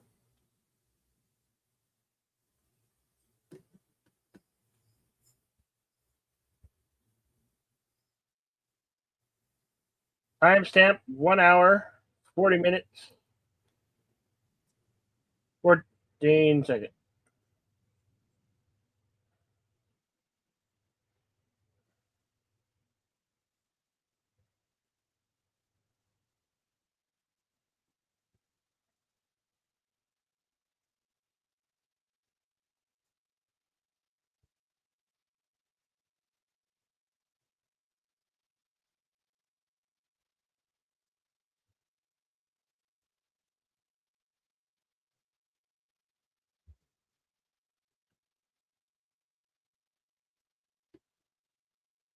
Yeah, maybe think about that one.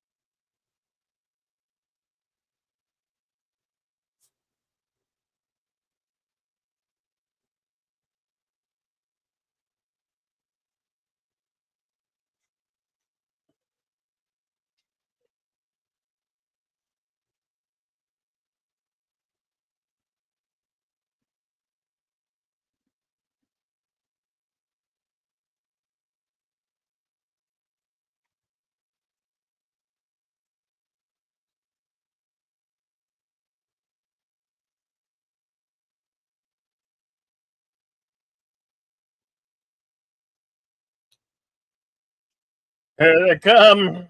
Whoopsie! Yeah. For that. Here come the Americans.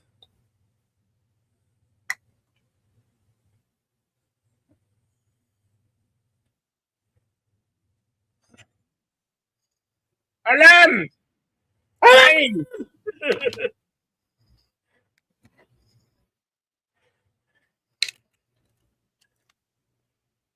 Damn it! Hold yourself together, man.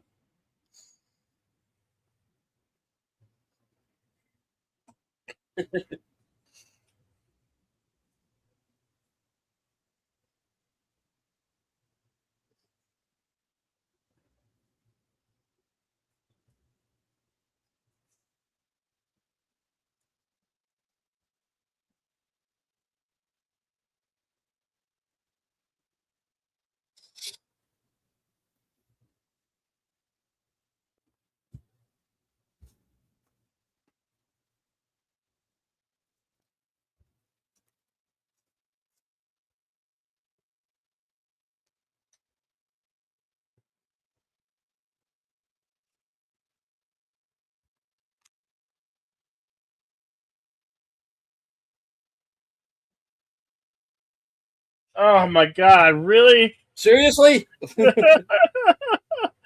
Oh my god. I'm so sorry. Ah, All right. Well, we got it back on once. We can get it back on again. So give it a try.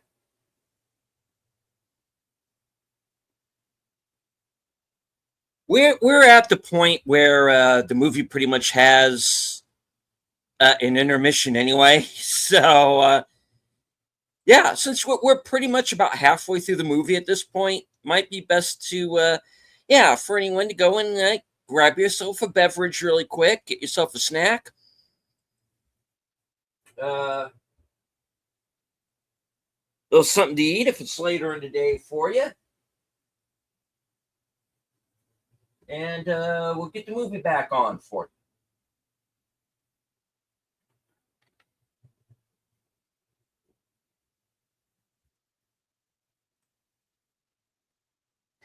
you. Okay, here we are.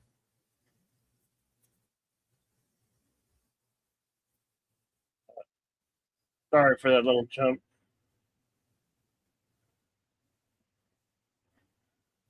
All right. Yeah.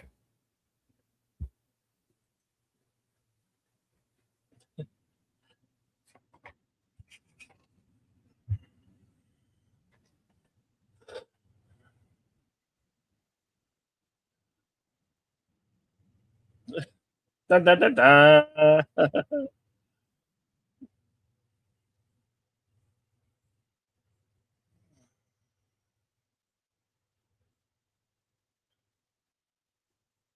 Invasion.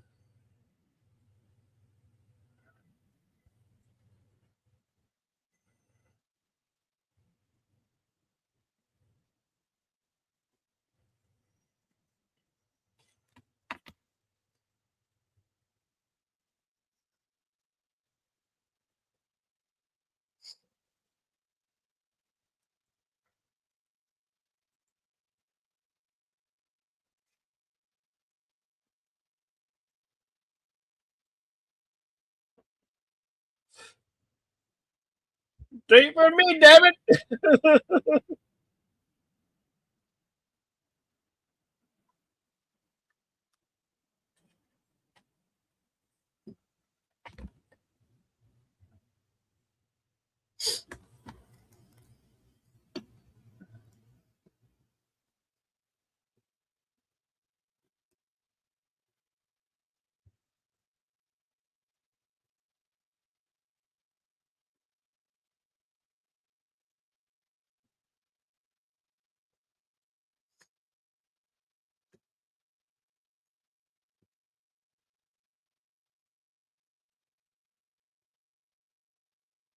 Viva la France.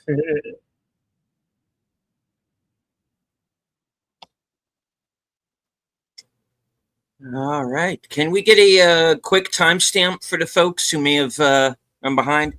Okay, we are at day 1 hour, 44 minutes, 15 seconds. And we're up to the scene where Gert Frobe is going to ride out onto the beach, and he's going to see that the boats are coming in.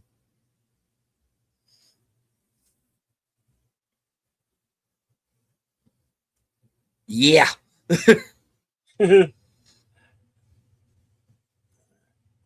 That's not normal. Yeah, this is that shock and awe that the Americans like to do, you know. Hey, and you want to know what else is going to be a little bit ironic here? Guess who's on one of those boats? Mother frickin' Sean Connery. Yeah. Bond is already coming for Goldfinger, and we're 2 years away from the movie. Yeah.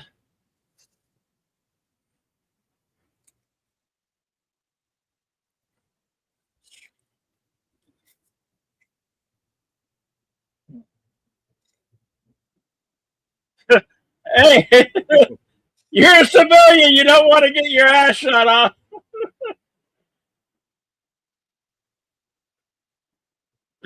Coffee's gonna get cold.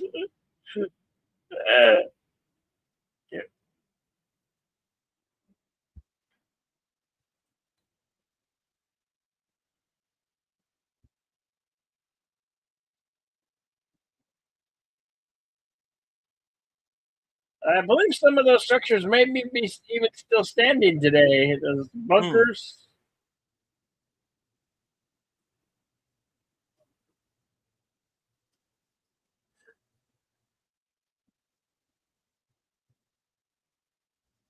I like to make a collect call to Berlin.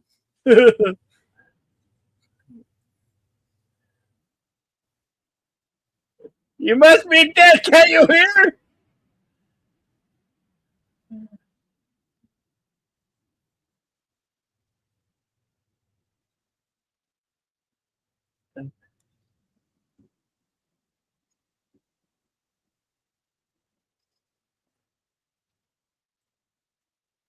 5,000 ships. You say allies.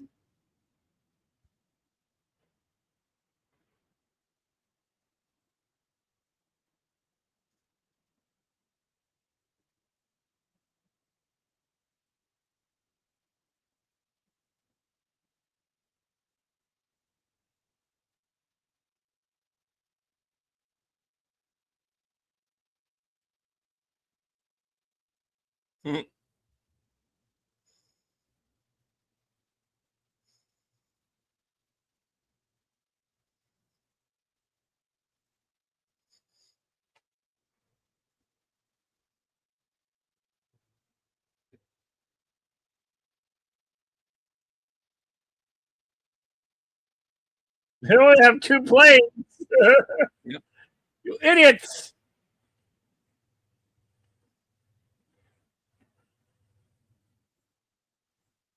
Is it too much trouble?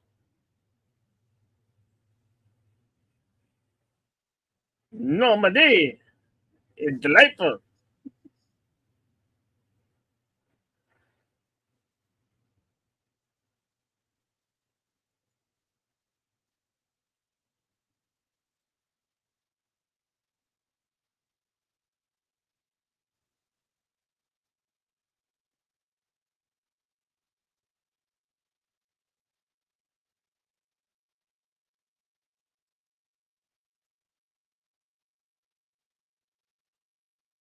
Omaha Beach. 0632 hours. And the beginning of the second half of the film.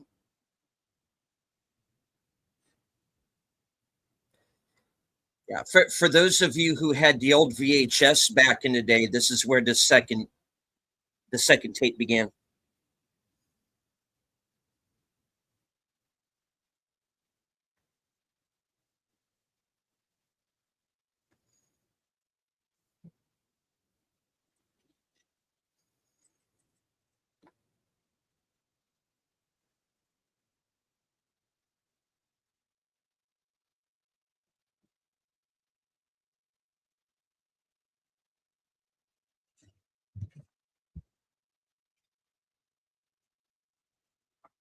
Decent effects for today.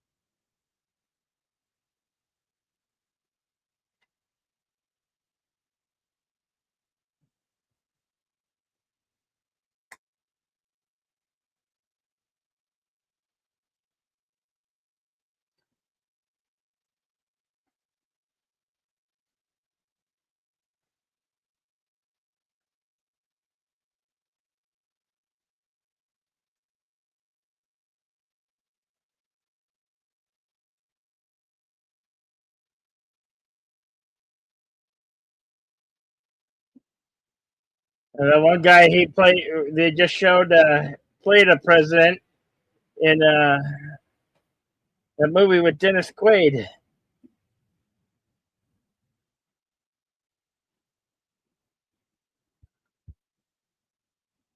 Dreamscape. Oh, yeah, yeah. Robert Mitchum.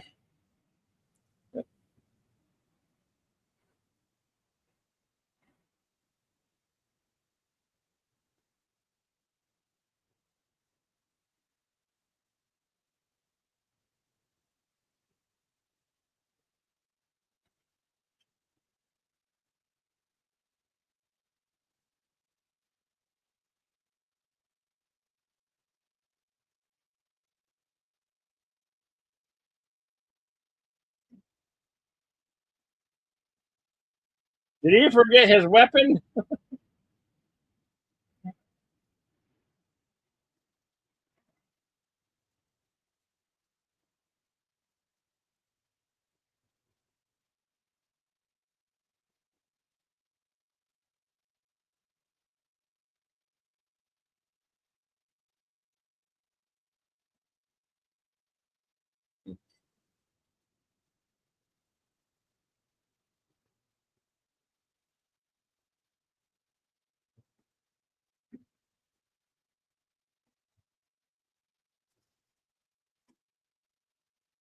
Out there, sir? Yeah, good point. Just try not to do anything stupid and get shot.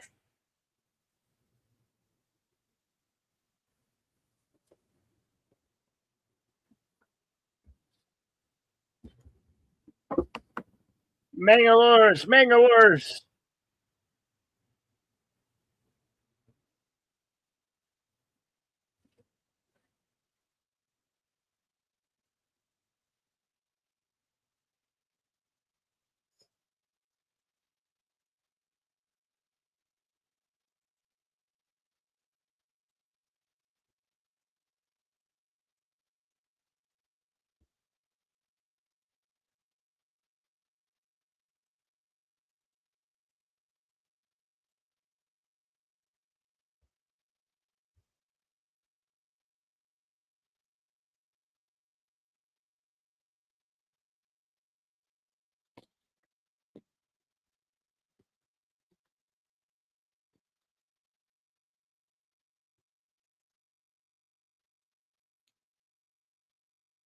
Utah Beach, 0644 hours.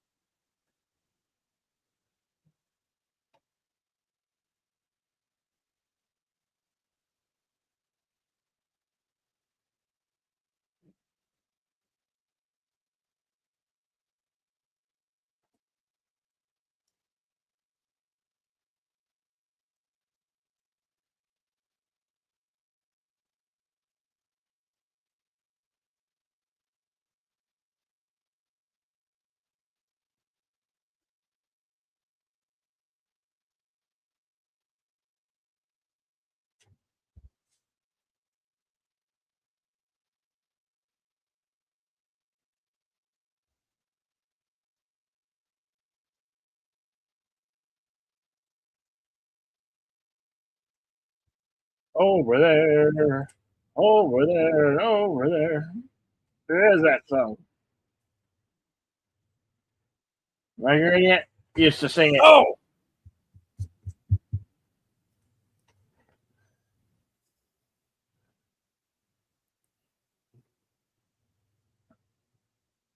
Yes, macaroni down. put on your glasses, Peter Vincent, great vampire killer.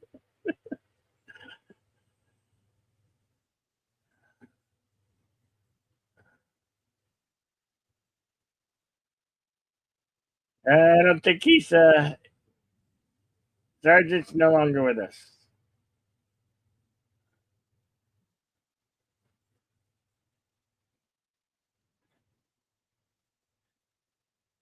He might have died of a heart attack. Is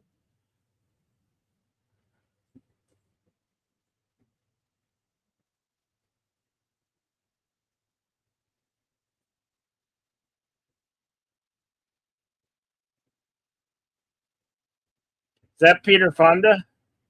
Henry Fonda. Oh, yeah, Henry Fonda. Yeah, sorry. It's, I knew it was one of them. General Roosevelt.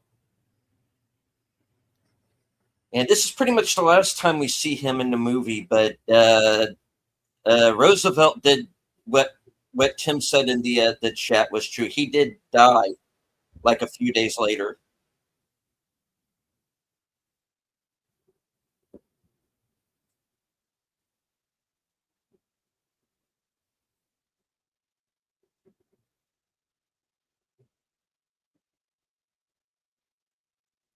Now here's the one aerial sequence in the film.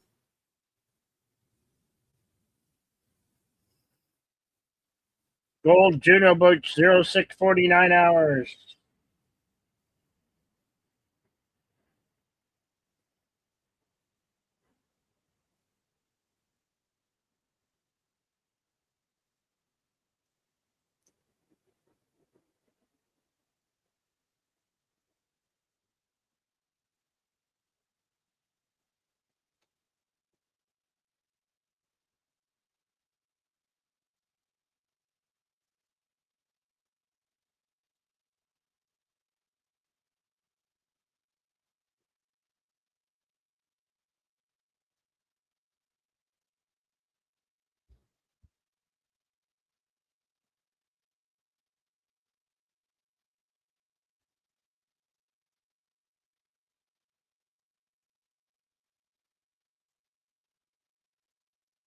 Sword Beach 0653 hours.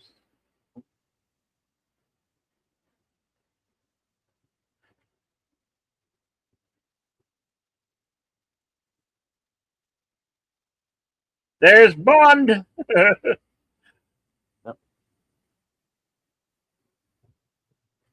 Come on, you bloody bastards.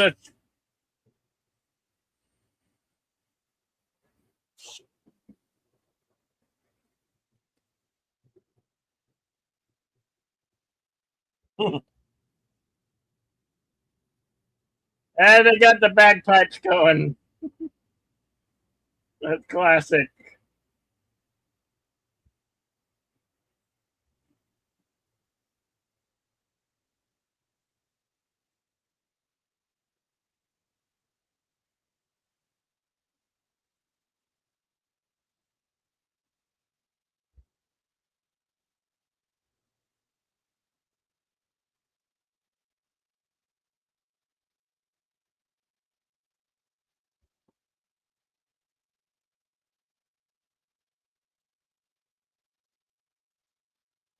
Germans have German Shepherds, the English have English Bulldogs.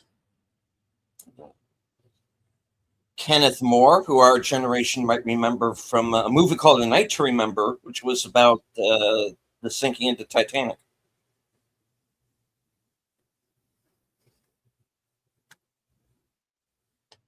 Hello to Big Al Presents, wishing us a happy Memorial Day. And, yeah.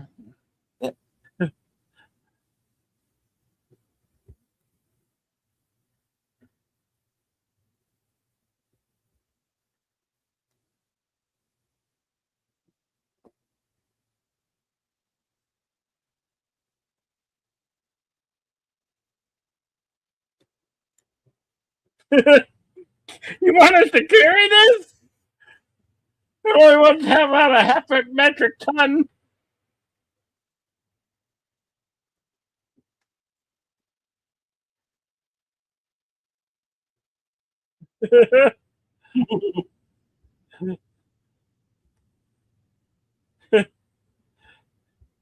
He named his dog Winston as in Winston Churchill.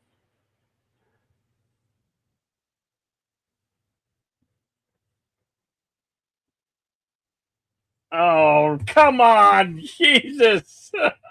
I can't believe I'm having this problem. Sorry, guys. Yeah, let's try that again.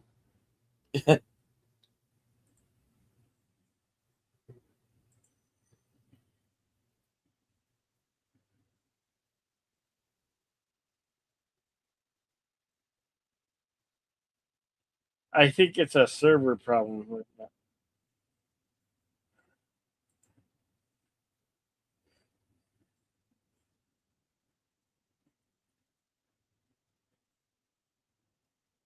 2 hours, 1 minute.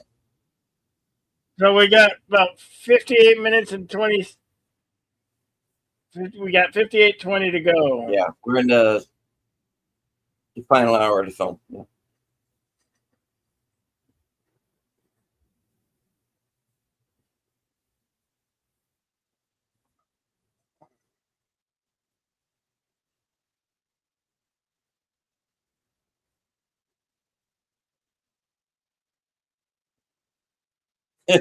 Whoops! They're going the wrong way. Like the pigeons can understand you.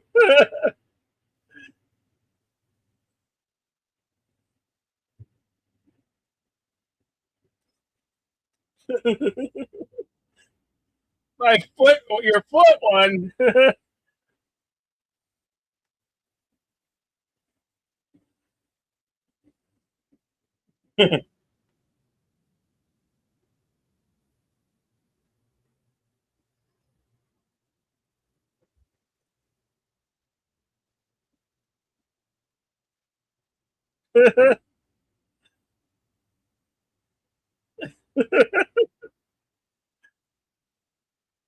Right.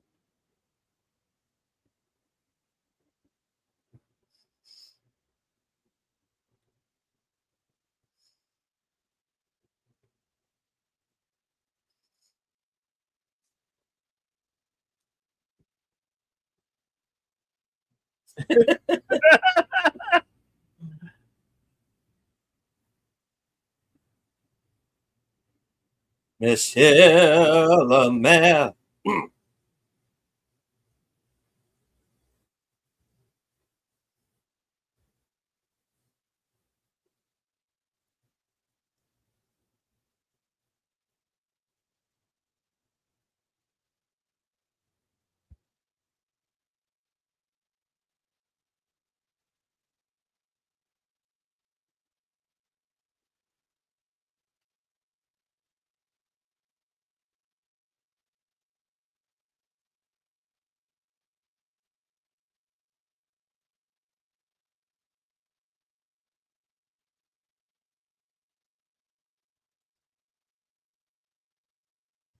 The peculiar notes on this page.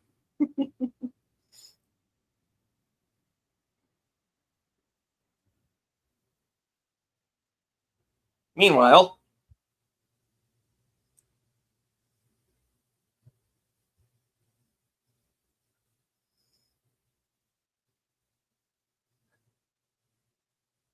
Oh, you're going the wrong way. 1,000 years of annoying French. I love it. I might have to get my hand on that, Tim.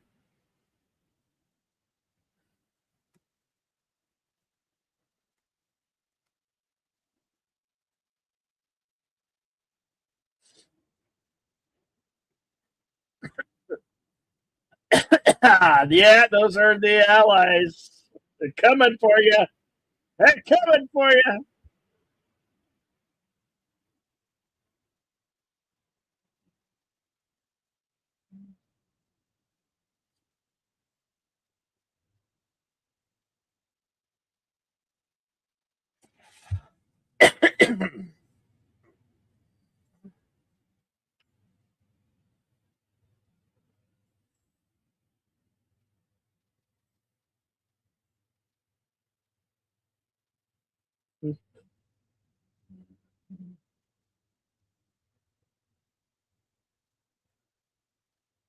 Well, looks like I'm walking.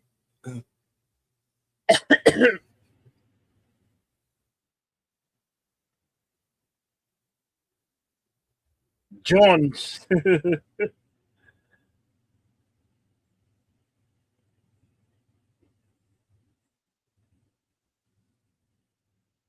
Meanwhile,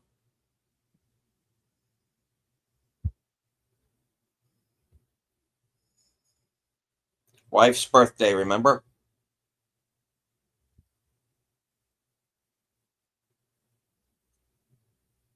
What? Nine. Nine. Normandy.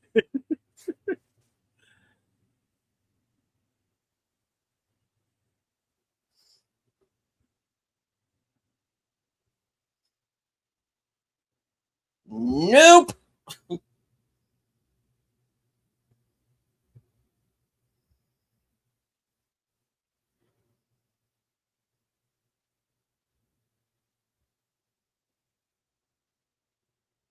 Normandy.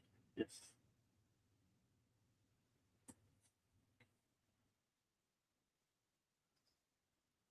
Point du Hoc goes 7-11 hours.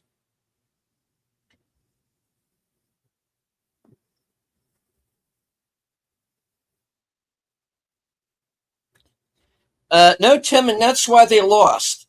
Because they did not sign Sarah's birthday card.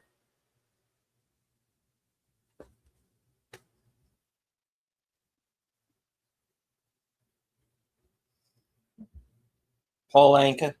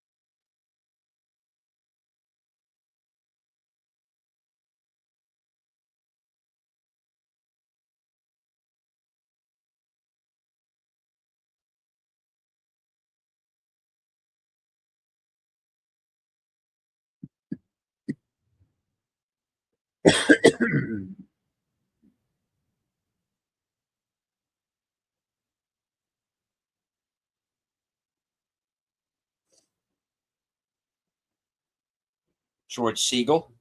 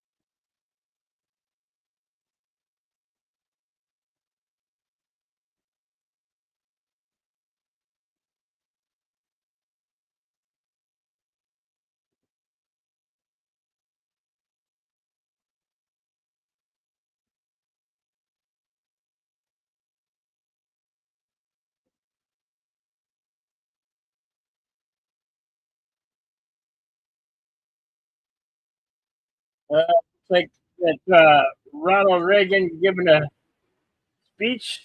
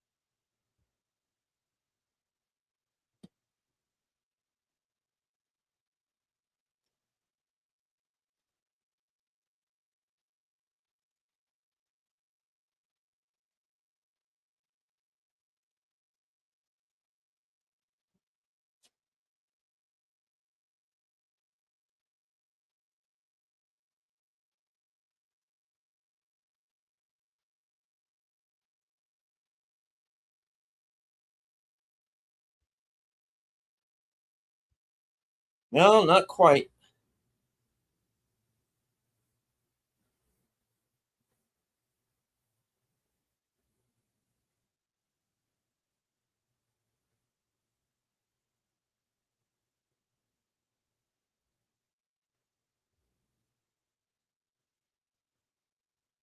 Yeah, please don't shoot me, basically.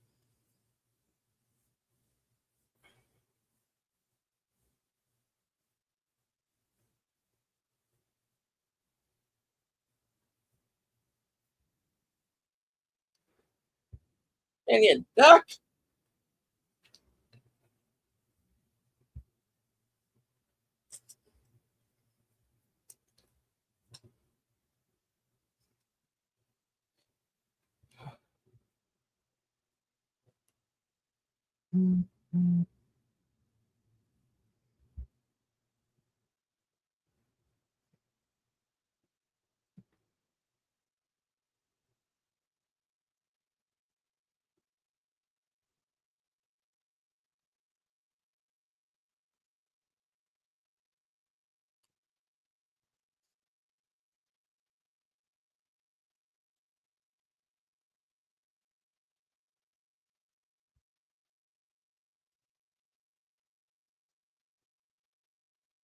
2 hours and 17 minutes.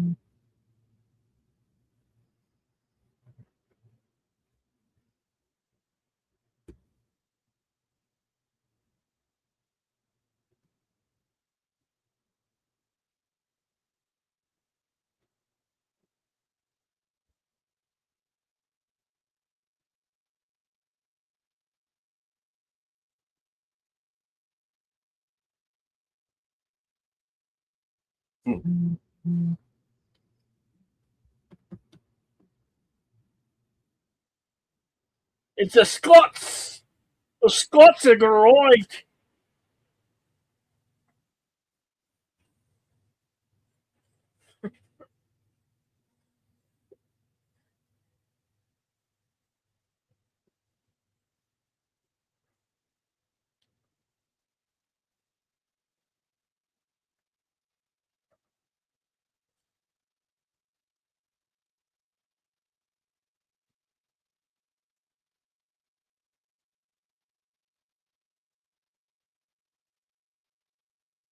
Inconvenience.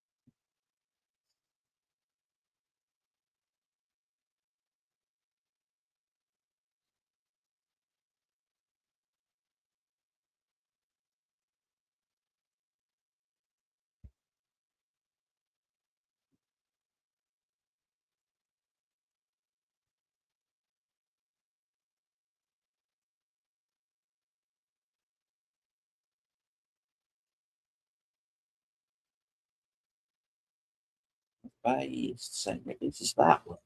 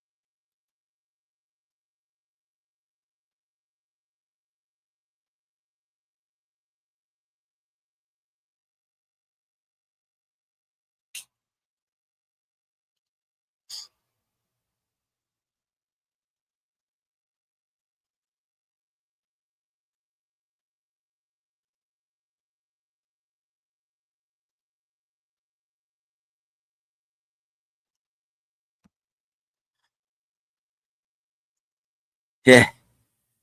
Buckle up. Yeah. Casino is vending casino. Oh no, no time for gambling. Oh come on, just a little quick bet at the roulette table. Or maybe you want to go play baccarat. There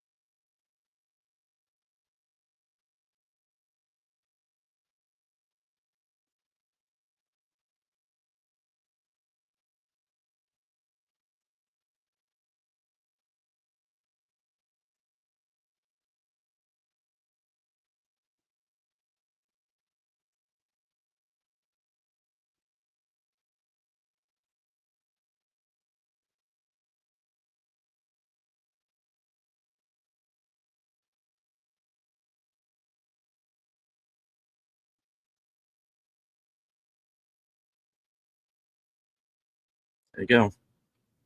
Yeah, yeah. One unbroken shot. Yeah. Pretty well done. Pretty well done.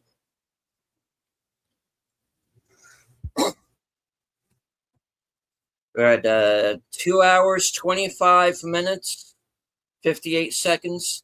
Now at 2 hours and 26 minutes.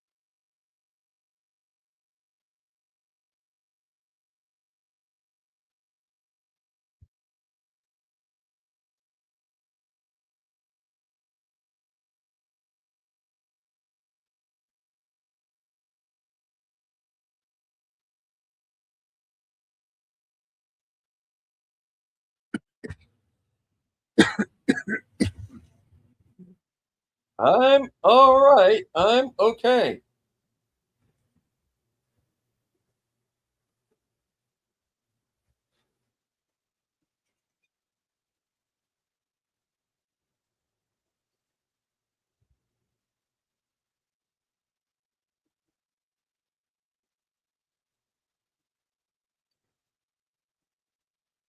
Run away! Run away!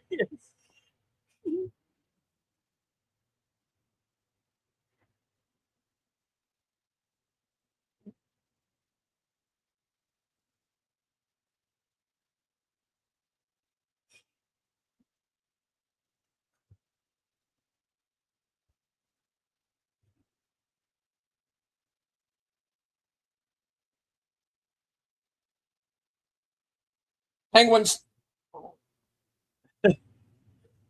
Those are penguins. They look like nuns.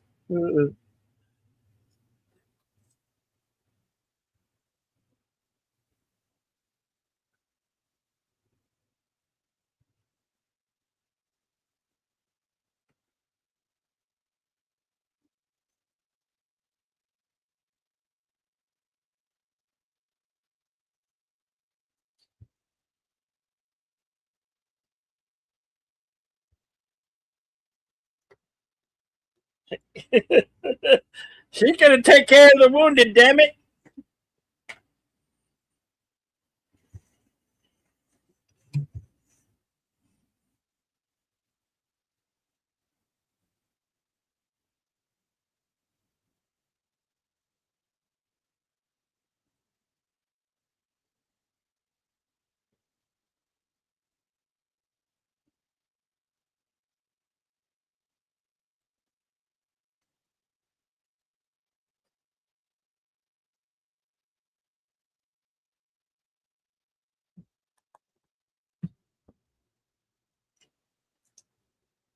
Yeah.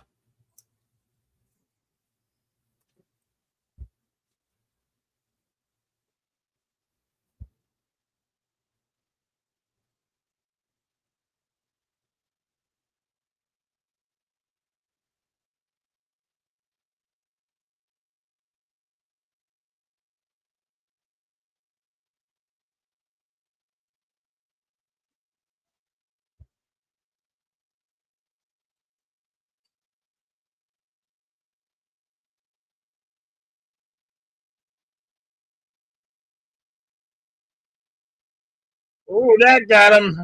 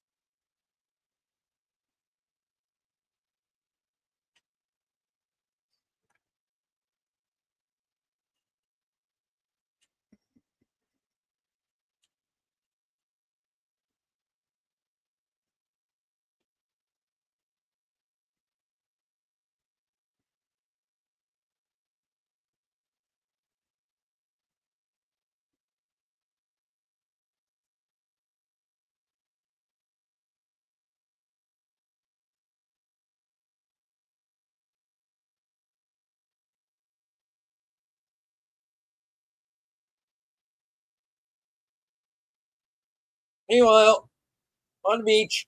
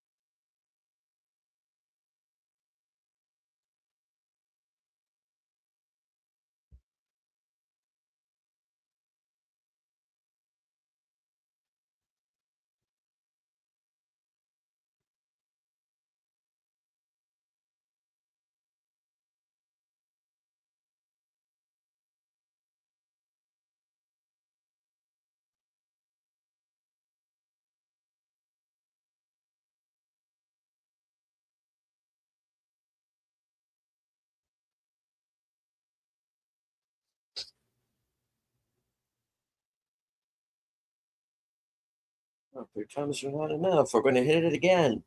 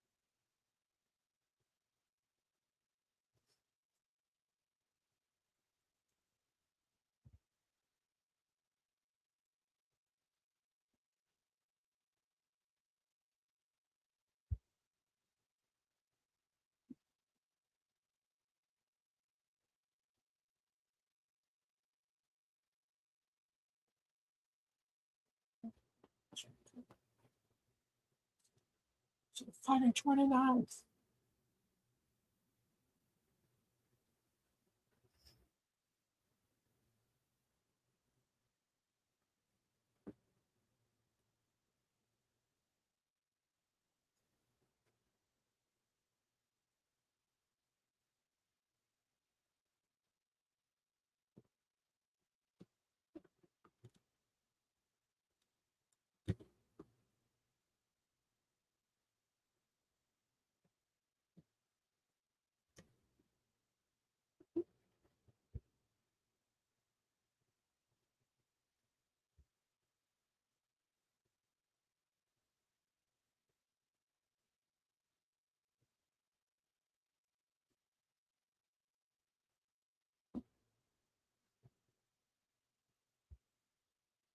I would prefer to use Plan 9, sir.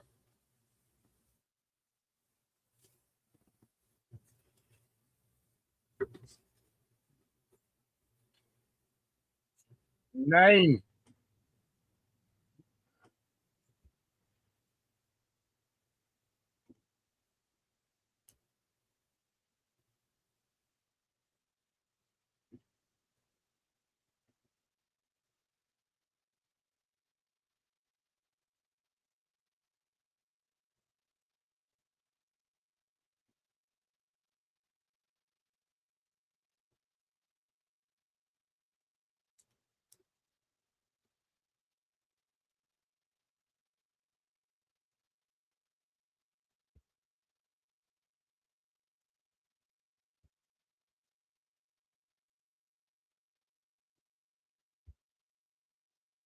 Yeah, hold your fire, man.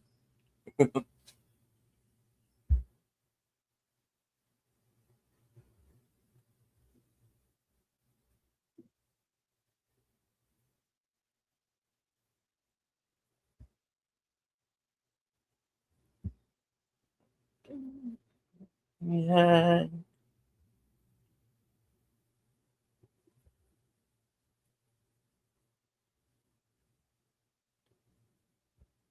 Huh?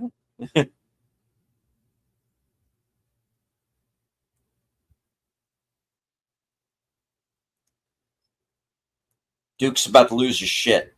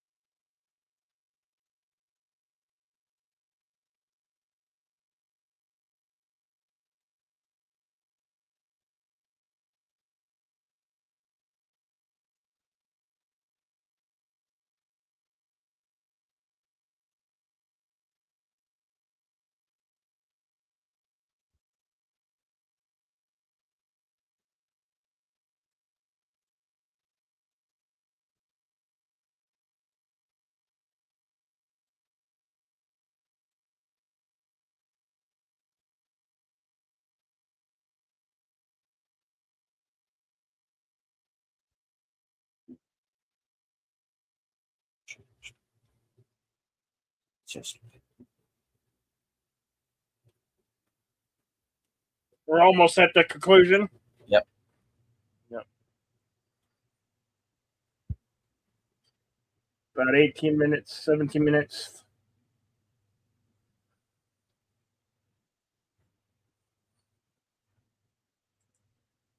Two hours, 41 minutes, 5 seconds.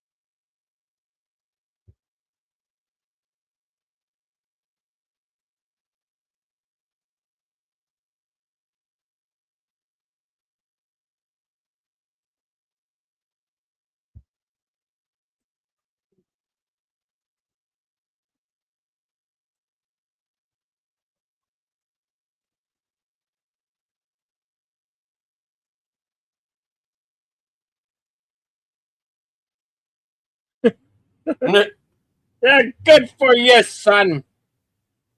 Use that rifle. And don't do anything stupid like get shot.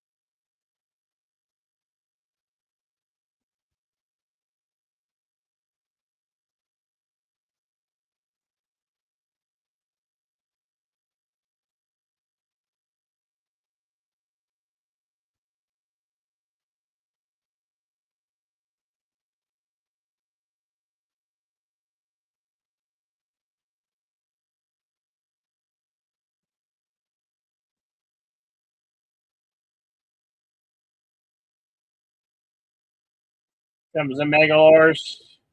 Mm-hmm. Bust that bunker open.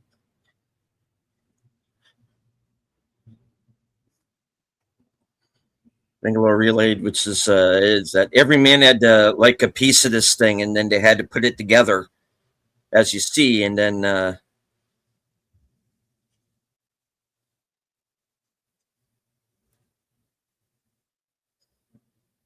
Basically opened the path through the barbed wire and yeah, the bunk wire.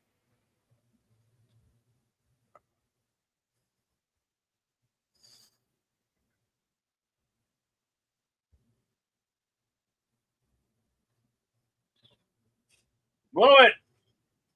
boom.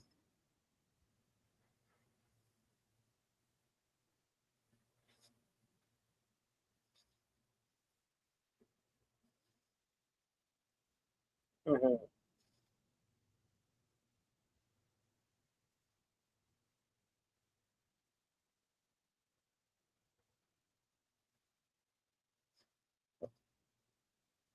Had to get through the wall.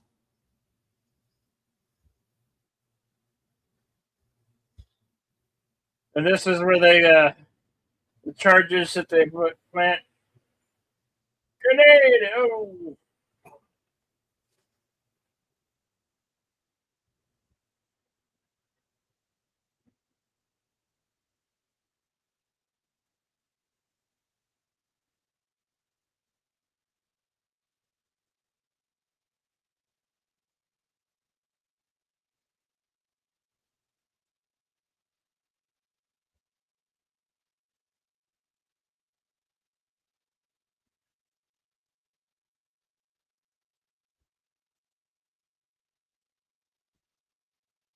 Oh no. Lord.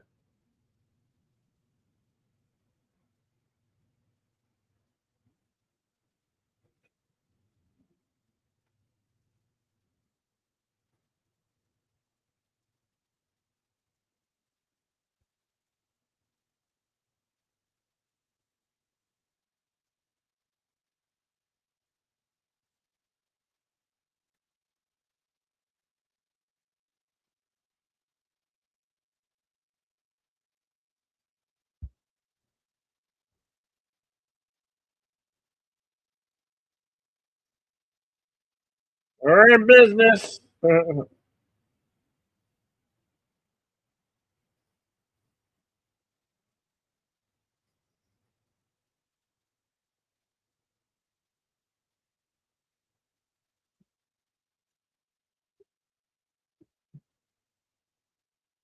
Yeah, but the beach isn't quite done with them yet. Oh,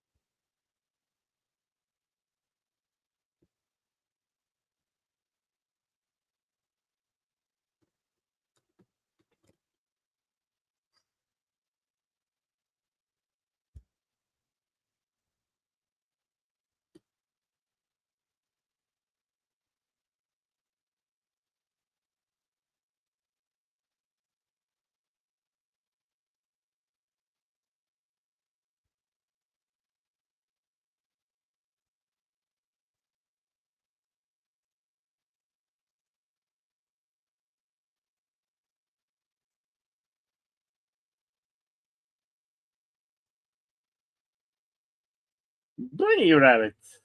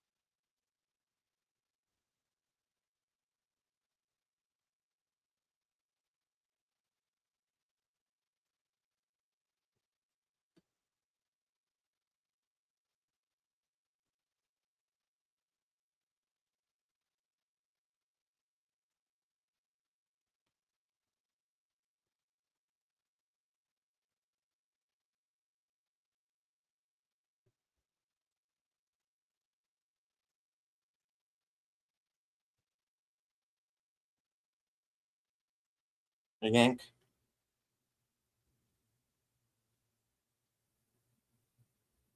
It's dead.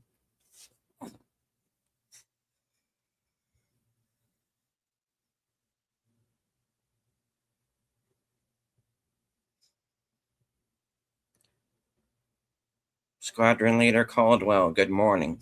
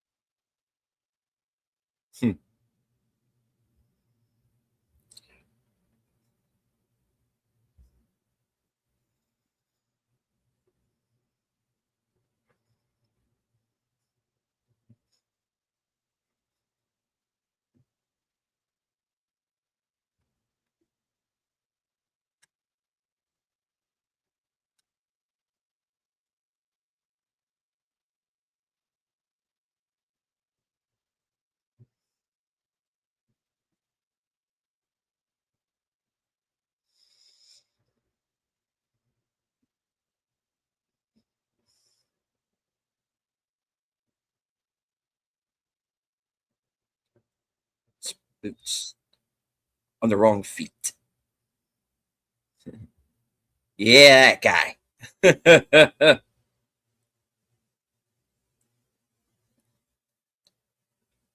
Yeah, who'd have thought these three characters would end up in the same place, huh?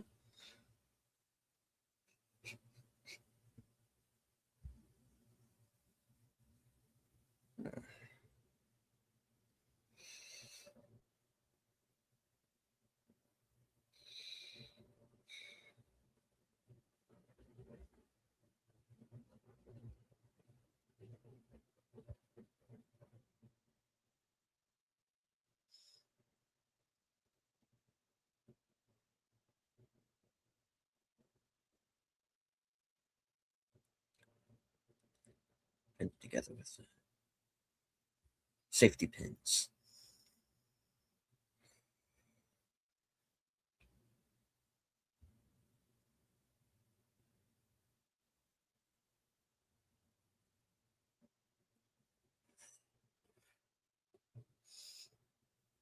The day is coming to an end.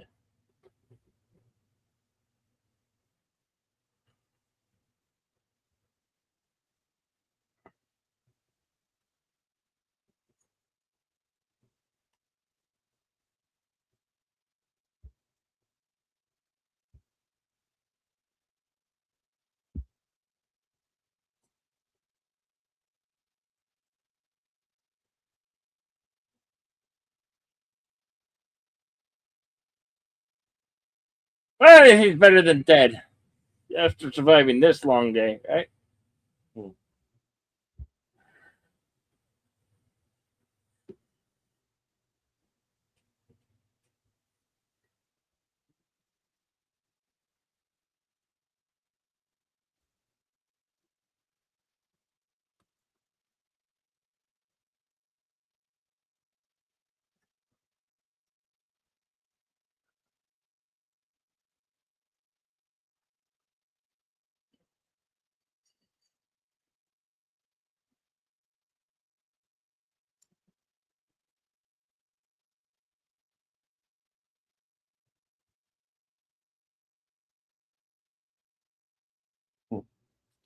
Chomping on the same cigar all day.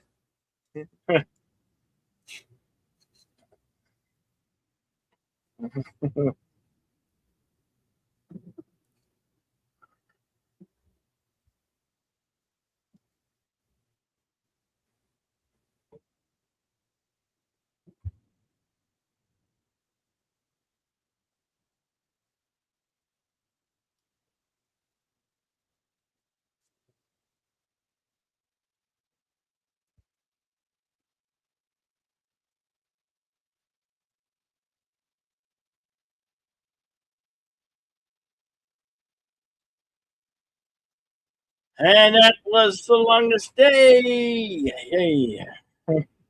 We made it through.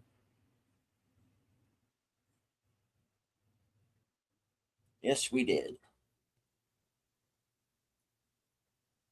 Shall we consult the scrolls? Indeed. Okay, I'll start where I left off earlier.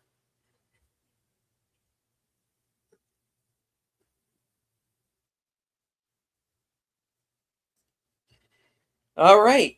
In addition to Sean Connery, who made his debut as James Bond the same year this movie was shot, two other actors in this movie were Gert Frobe and Kurt Jurgens, future Bond villains. Also appearing is longtime Bond actor Walter Gotell, who first appeared as the Spectre agent Marzini in From Russia with Love, and later appeared in 6 Bond films starring Roger Moore and Timothy Dalton in the role of General Anatol Gogol, head of the Soviet KGB.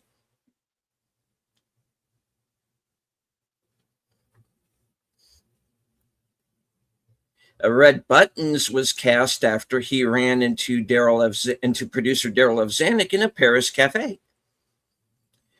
Former U.S. President Dwight D. Eisenhower was considered for the role of himself and indicated his willingness.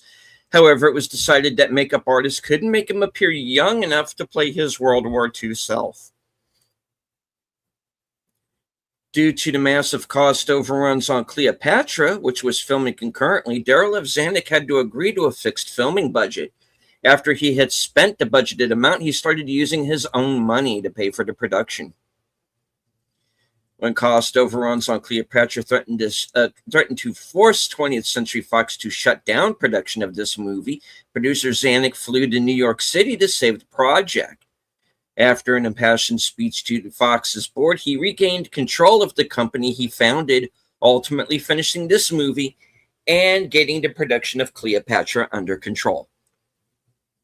According to several German veterans, Major Werner Pluscott was not at his command center in Omaha Beach when the first wave of the invasion forces landed. As depicted in this movie, they say he was in a bordello in Cannes. The theme song to the movie by Paul Anka is used as the regimental march of the Canadian Airborne Regiment from 1968 to 95. The piper who played the bagpipes as Lord Levitt's commando stormed the shore is played by the late Pipe Major Leslie Gillespie, who was at the time the pipe major of the London Scottish Pipe Band and personal piper to Her Majesty the Queen Mother.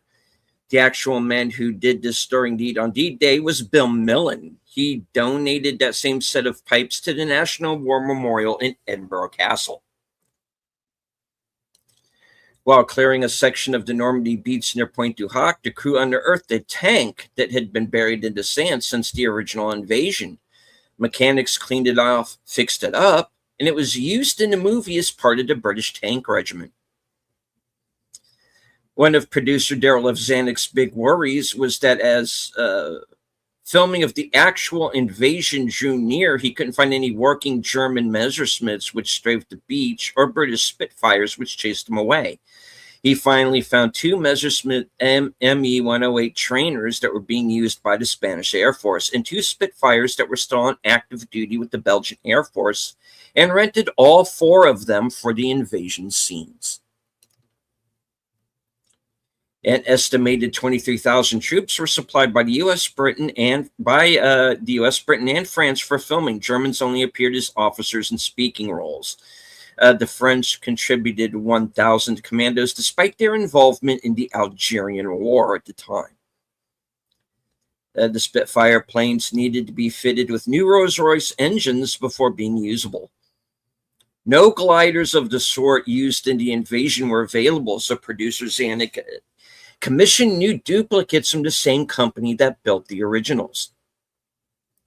The fleet scenes were filmed using 22 ships of the U.S. 6th Fleet during maneuvers off Corsica between June 21st and 30th, 1961. The cameras had to avoid shooting the area where the fleet's aircraft carrier was positioned, as there were no carriers in the invasion. Just before shooting began in Corsica, producer Zanuck was approached by a man stating he represented the beach owners. He insisted on a $15,000 payment or else they would drive modern cars along the beach. Zanuck paid the money, but it was later discovered to be a scam. There were no private beaches in Corsica. Zanuck eventually won damages after an 8-year lawsuit. There was a nudist resort 2 miles inland from the Corsican beach. It was necessary to post signs warning the nudists not to approach the water during filming.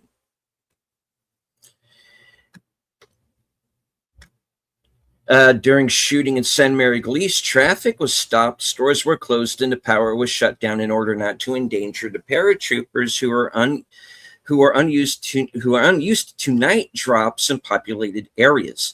Still, the lights and staged fire proved to be too difficult to work around, and only 1 or 2 jumpers managed to land in the square, with several suffering minor injuries. One of the initial jumpers broke both legs in the landing. Ultimately, plans to use authentic jumps were abandoned, opting instead for rigged jumps from high cranes. The part of the British priest who was first offered to Dirk Beauregard, who turned it down. Eddie Albert, who played Colonel Thompson, was a World War II veteran, but he served in the Pacific, not in Europe. As would be done later in Patton, the 20th Century Fox logo is never shown. With a $10 million budget, this was the most expensive black and white movie ever made until Schindler's List. During the filming of the landings in Omaha Beach, the extras appearing as American soldiers didn't want to jump off the landing craft into the water because they thought it would be too cold. Robert Mitchum was so disgusted with him that he jumped in first, at which point the soldiers had no choice but to follow his example. In Italy, for the filming of Cleopatra, Roddy McDowall became so frustrated with the numerous delays during its production that he begged Darryl F. Zanuck for a part in this movie just so he could do some work. He ended up with a small role as an American soldier. Richard Burton, who was also filming Cleopatra, took the opportunity caused by the long delays to take a cameo as an RAF pilot. Several sources credit Christopher Lee as being in this project, but Lee has denied working on the movie.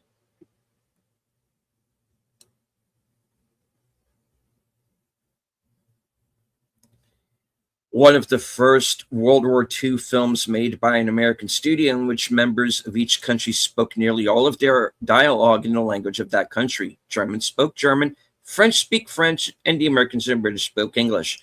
There were subtitles on the bottom of the screen to translate the various language. There were two versions of the film, one where all of the actors spoke English, and the other, the better-known one, where the French and German actors spoke their respective languages. Richard Todd, who played the commander of the bridge assault, Major John Howard, actually took part in the action at the bridge at Bennouville, later renamed Pegasus Bridge. Not in the glider landings commanded by Howard, but as part of the parachute regiment commanded by Lovett, who relieved them the following morning. He was offered the chance to play himself, but joked, "I don't think at this stage of my acting career I could accept a part that small." In a strange twist of fate, in one scene of the battle for the bridge, a soldier runs up to Todd, playing Major Howard, and relays information about the battle to him. During the actual real battle, Todd actually did run up to Howard to relay information to him. Therefore, the film actually did show a soldier playing Todd, running up to Todd, playing Howard, relaying the information the real Todd gave to the real Howard. Wow. Actor Leslie Phillips only has one line in the film. And if his name sounds familiar, he's the guy who voices the Sorting Hat in the Harry Potter films. Passed away a couple of years ago. Alec Guinness was sought for a cameo. The role of Lieutenant Colonel Benjamin Vandervoort was sought by Charlton Heston, but John Wayne decided to take the part at the last minute, and Heston was out. In his memoirs, Christopher Lee recalls being rejected for a role in the film because he, quote, didn't look like a military man, despite the fact that Lee had volunteered for the Finnish army to fight in the Winter War of 1939. Yep, for the war in Sisu, guys. Before serving in the British Home Guard and later with the Royal Air Force, RAF Intelligence Special Operations Executive, SOE, the precursor to MI6. And the Long Range Desert Group, LRDG, which was formed during World War II for reconnaissance missions behind enemy lines, and which also provided transportation for the SAS after the SAS was founded by David Sterling in 1941. Oh, remember that movie, the Ministry of Ungentlemanly Warfare? Yeah. Christopher Lee was one of those guys in real life. Okay. Yeah. Average shot length, 8 seconds. Median shot length, 6.5 seconds. The Messerschmitts used to portray Luftwaffe fighters were not the Bf-109s, but actually Bf-108 Typhoons, a 4-seat cabin monoplane design with a wider fuselage. Kenneth Moore plays Captain Colin Maud, carried the shillelagh Maud had used in the actual invasion, which had been loaned to him by the real-life Maud. Sean Connery asked that his scenes be filmed quickly so he could get to Jamaica in time to star in Dr. No. This is the film debut of Richard Dawson. He's uncredited in the final film.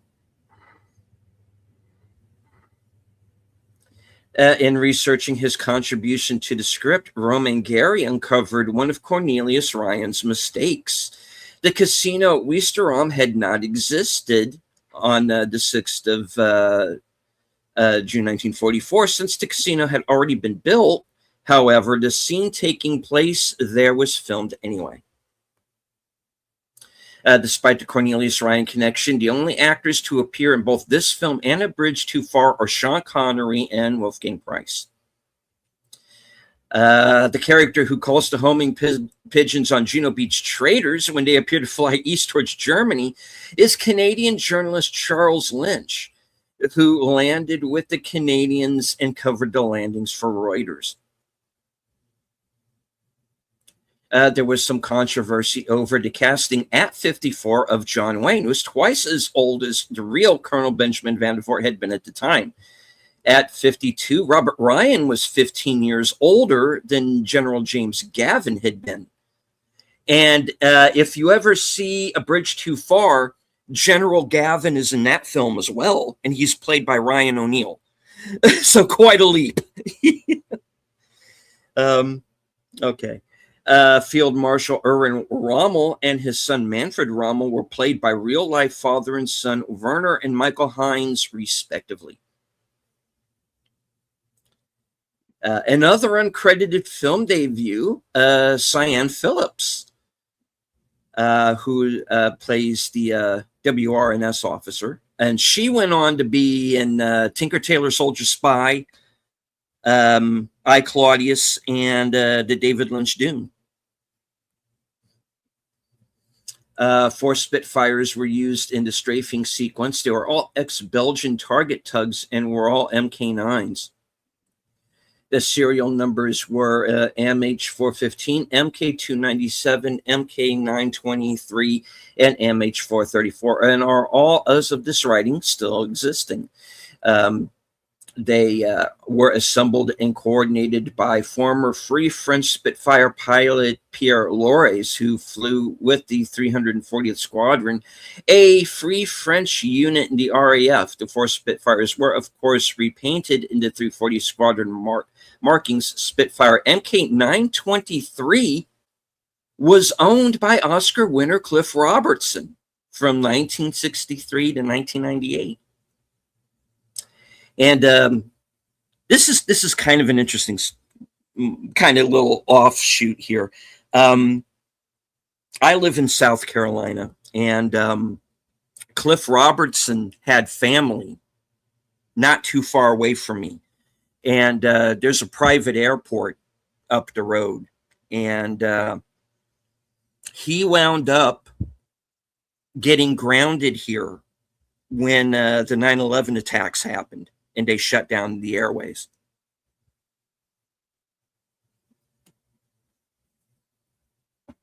Not important, just that at one point in my life, I was 90 minutes away from Cliff Robertson. Just saying.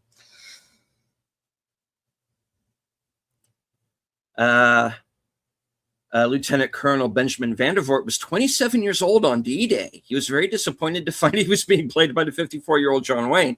Wayne was generally considered too old and overweight to play a paratrooper in his 20s. Well, yeah. Okay. John Robinson, who plays Admiral Ramsey, took part in the D-Day landings as a member of the Reconnaissance Corps. It took only 4 days to shoot John Wayne's cameo, although it was one of the more lengthy of all the cameos in the movie. In 1963, the NAACP accused Hollywood studios of racial discrimination. Yeah, and they need to do that more. Using this movie as an example, it cited the fact that despite the fact that there were more than approximately 1,700 black soldiers who took part in the actual landings, this movie featured not one black actor. featured just one black actor. He's an extra and can be seen on a landing craft around 1 hour and 48 minutes, right in the middle of the frame. Despite being in 2 scenes, Gert Frobe never says a word. Russell Waters is credited by various sources as being in this movie. He is nowhere to be seen. Alongside the 3 credited directors, Gert Oswald directed the parachute drop scene, and producer Darryl F. Zanuck did some pickups.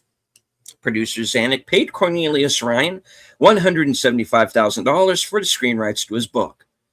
Many of the military consultants and advisors drawn from both sides were actual participants on D-Day. The Germans were deliberately not portrayed in stereotypical style. The words Sieg Heil, for instance, are never said, although they can be seen written on a bunker wall in Westerum. Kurt Jürgens played General Blumentritt. In 1944, Jürgens had been sent to an internment camp in Hungary as, quote, politically unreliable. Yeah, Kurt Jürgens didn't like the Nazis very much. Mm-hmm. Yeah, they tried to take him out on a number of occasions. Yeah. Yeah, that's no lie. You know, like I said, a lot of the German actors who were in this movie, a lot of them were staunchly anti-Nazi in real life. And a number of them, Kurt Jürgens among them, like had prices on their heads and stuff. You know, look into it. It's an interesting story. Although the screenplay is credited to Cornelius Ryan, many other writers worked on it. Of course, that's most Hollywood screenplays, to be honest. Many of the beach scenes were filmed in Corsica. 20th Century Fox was taking a real gamble making this movie at $10 million. It was a hugely daring venture, but even more risky was Cleopatra, which was being filmed concurrently. This was to set Fox back the then unprecedented sum of $40 million. Although Cleopatra did well at the box office, it was simply too expensive to recoup its costs. And 20th Century Fox, being part of Disney, still has that problem. So it's not new, guys. It was simply too expensive to recoup its cost and nearly bankrupted the studio. Fortunately, this movie turned out to be one of Fox's biggest hits and helped offset the financial damage caused by the other epic. The highest grossing black and white movie until Schindler's List.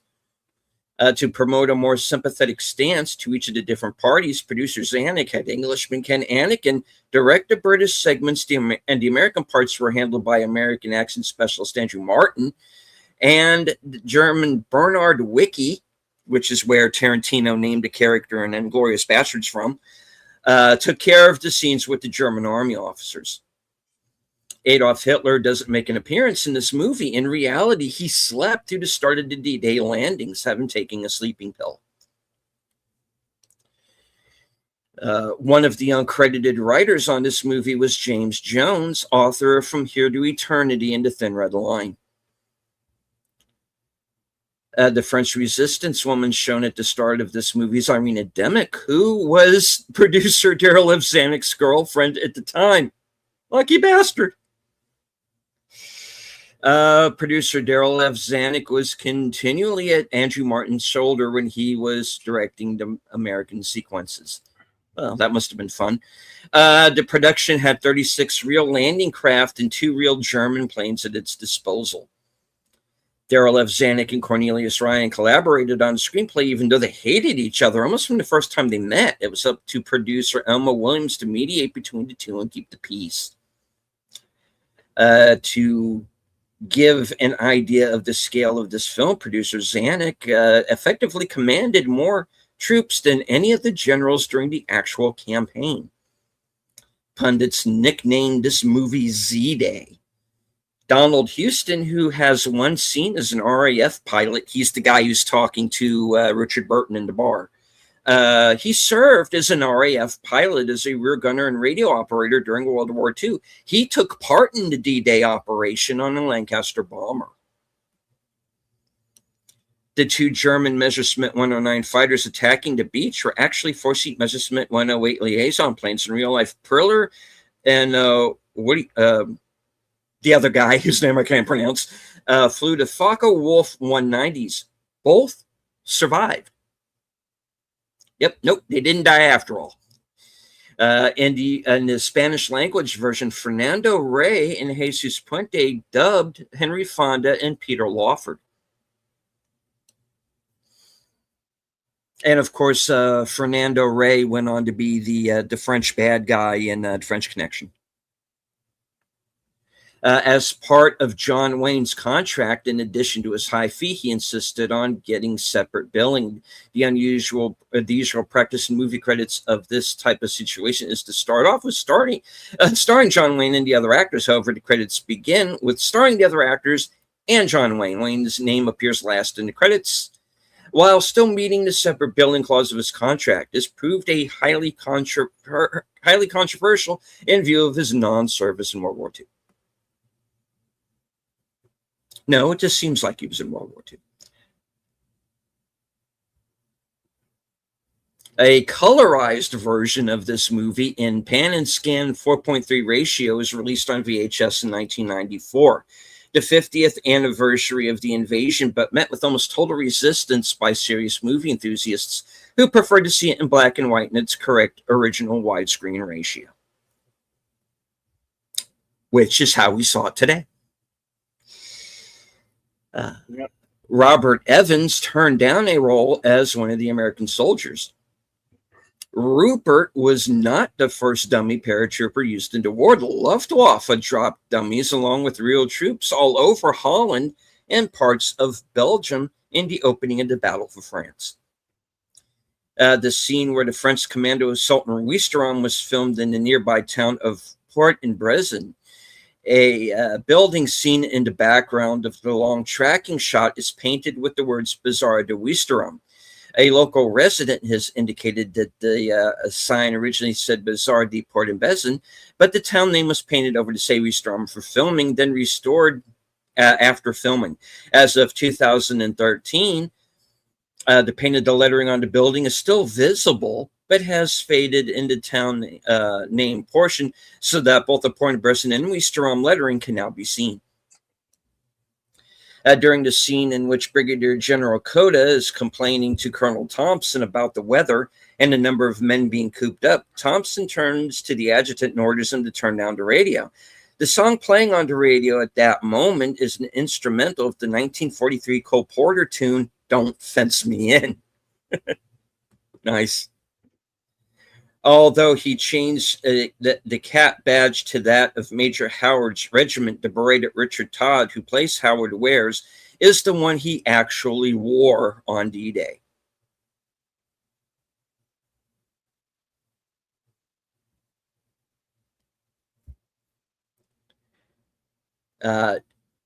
General James Gavin, played by Robert Ryan, was actually born James Ryan, but was put up for adoption at age 2 and adopted by Martin and Mary Gavin at the age of 7.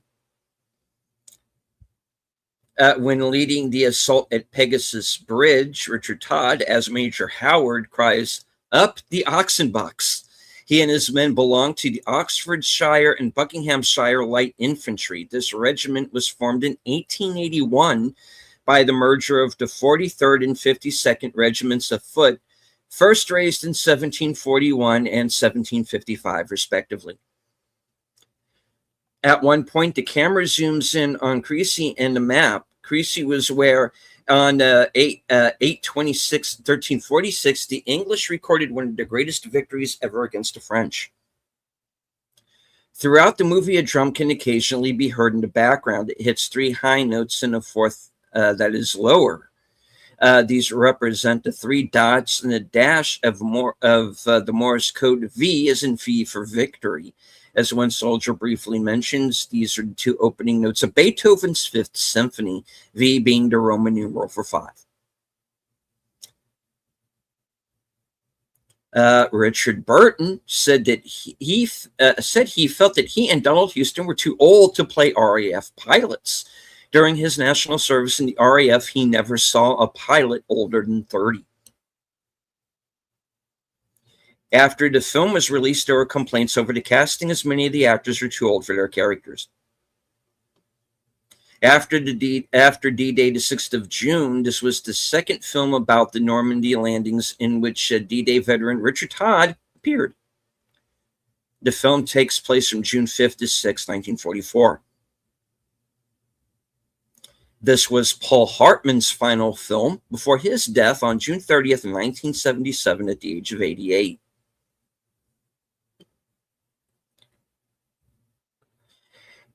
John Wayne, a very conservative Republican, and Robert Ryan, a very liberal Democrat, had managed to put their political differences aside when they made The Flying Leathernecks, but they didn't get along at all while making this film.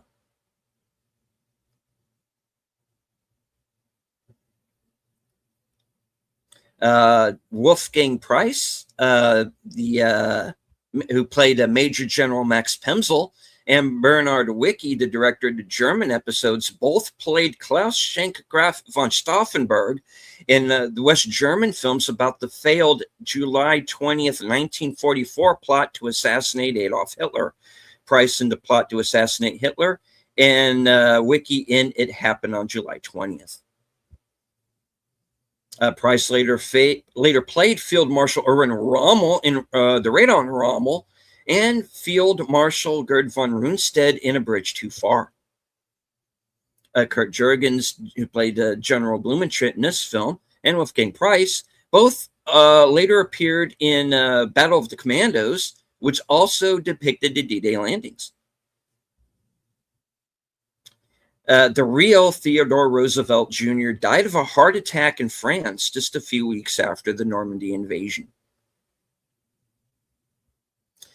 This was one of several high-profile projects that John Wayne took in the wake of the extremely expensive The Alamo. He had used his own funds to help finance the project, and he was in desperate need of a quick payday. Red Buttons was considered too old to play a paratrooper. Fox executives were nervous when Darryl F. Zanuck decided to film this in black and white, and he was asked how audience would distinguish it from newsreel footage. Zanuck replied, "Don't worry, I'll put a star in every shot."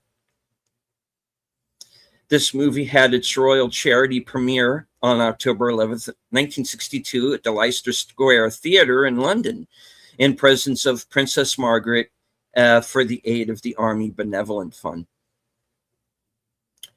Jack Headley joked that the scale of this production was so large and the resources at producer Darryl F. Zanuck's disposal so vast, Zanuck was probably the third or fourth most important power in the world at the time. Bridget Bardot and Marina Vladi turned down the role of Jeannie Boltiard. Mel Ferrer was originally signed to play the role of General Gavin, but withdrew from the role due to a scheduling conflict. Elmo Williams was credited as associate producer and coordinator of the battles episodes. He later produced another historical World War II movie, Tora, Tora, Tora, for Darryl F. Zanuck. That movie was also used a docudrama style, although it was in color. It depicted the Japanese attack on Pearl Harbor on December 7th, 1941. The Rupert Parra dummies used in this movie were far more elaborate and lifelike than those actually used in the decoy parachute drop, aka Operation Titanic, which were simply canvas or burlap sacks filled with sand. In real Operation 6, Special Air Force soldiers jumped with the dummies and played recording of loud battle noises to distract the Germans.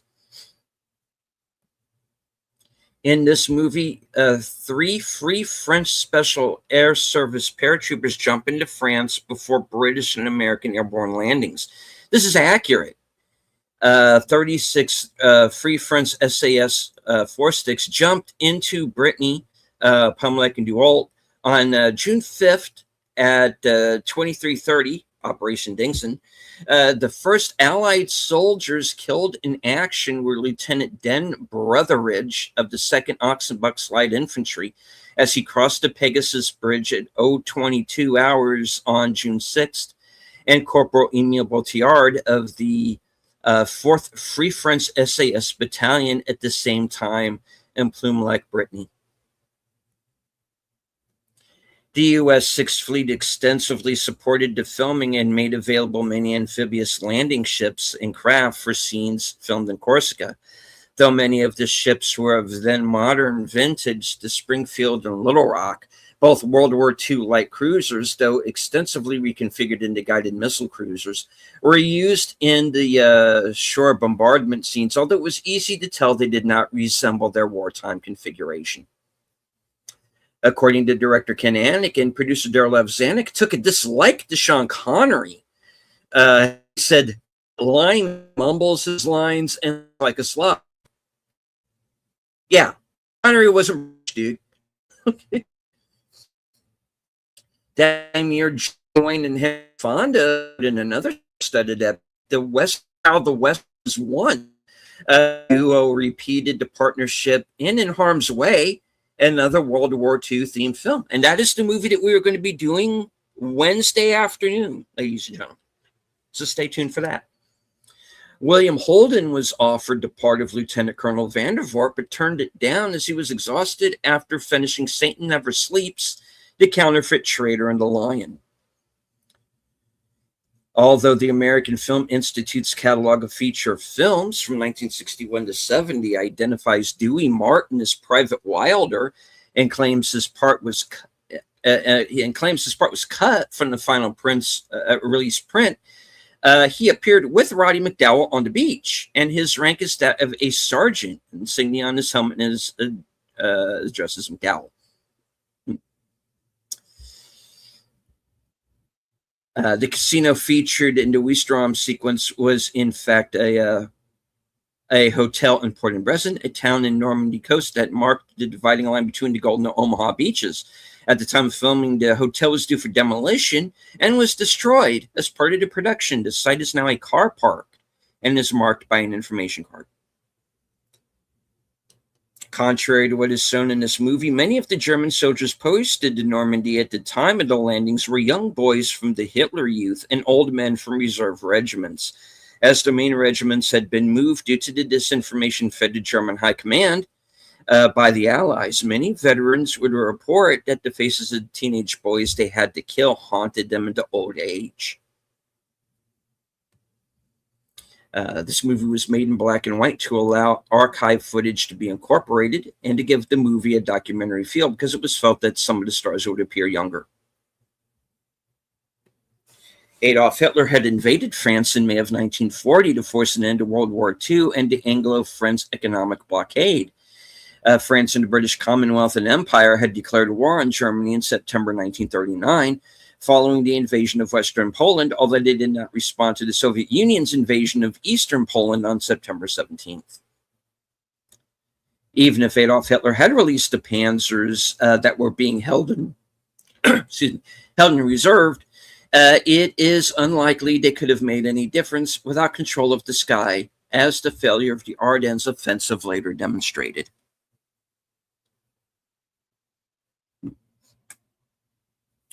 Get some water here.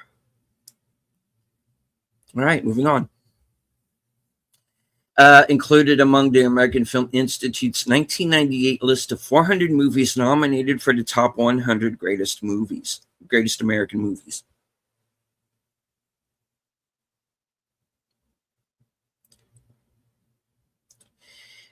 Features 6 Academy Award winners: Red Button, Sean Connery, Henry Fonda, Edmund O'Brien, Rod Steiger, and John Wayne, and 11 nominees: Eddie Albert, Richard Burton, Leo Jen, Alexander Knox, Sal Mineo, Robert Mitchum, Robert Ryan, George Siegel, Richard Todd, Stuart Whitman, and Frank Finley.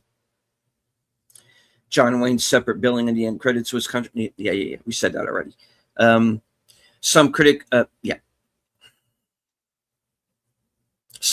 felt having every part played by a star reduced the movie's emotional impact. On D-Day, the Germans had only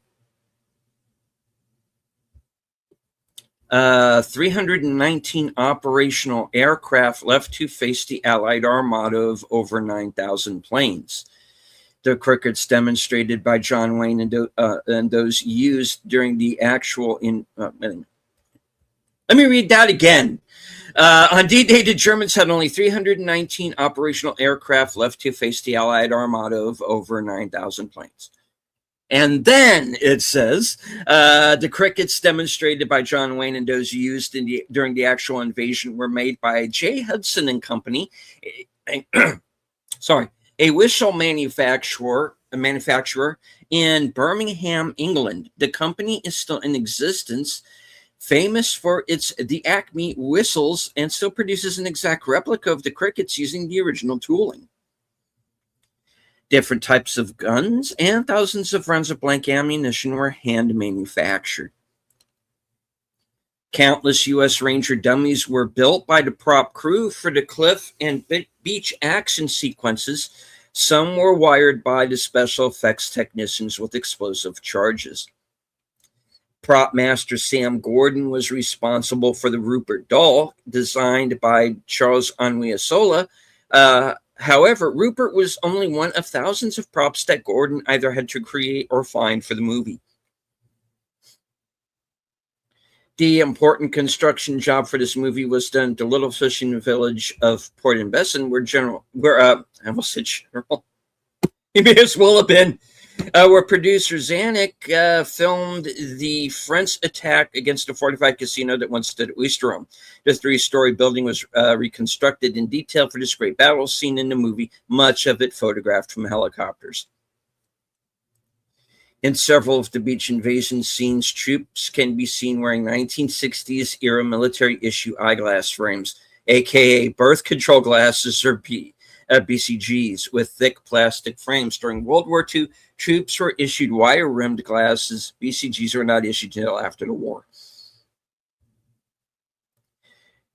When General Dwight Eisenhower and his staff deliberate on whether or not to proceed due to the weather, a ticking stopwatch can be heard starting up as soon as Group Captain Stagg finishes his presentation on the weather. The sound does not change in intensity as it cuts between the characters and conveys the urgency of the scene, since they have 30 minutes to make the decision. No English is spoken for the first 10 minutes of the film. After several conversations among various high-ranking German officers, the first English sentence is the command, "Snap it up, shake the lead," from a buck private mess cook employing the chow line to move. In the scene in the room where Colonel Vandervoort and General Gavin discuss the airborne landings, there are 2 large maps on the walls. One is of the Benelux region on the continent, the other is of Great Britain and Ireland, and neither includes the target of the invasion in France. When Rommel is in his staff car in front of his headquarters, he tells the driver Panzerlos when he's ready to leave. This command is not subtitles and means tank, go. Even though he's in a car, it represents what Rommel, as a tank commander, would have said in the moment.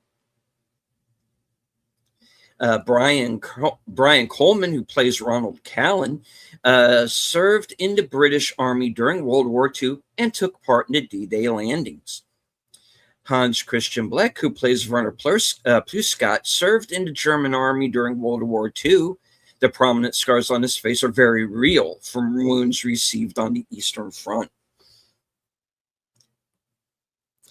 Some German soldiers who fought from the seaside bunkers were shot and killed after they dropped their weapons and surrendered, as shown in Saving Private Ryan.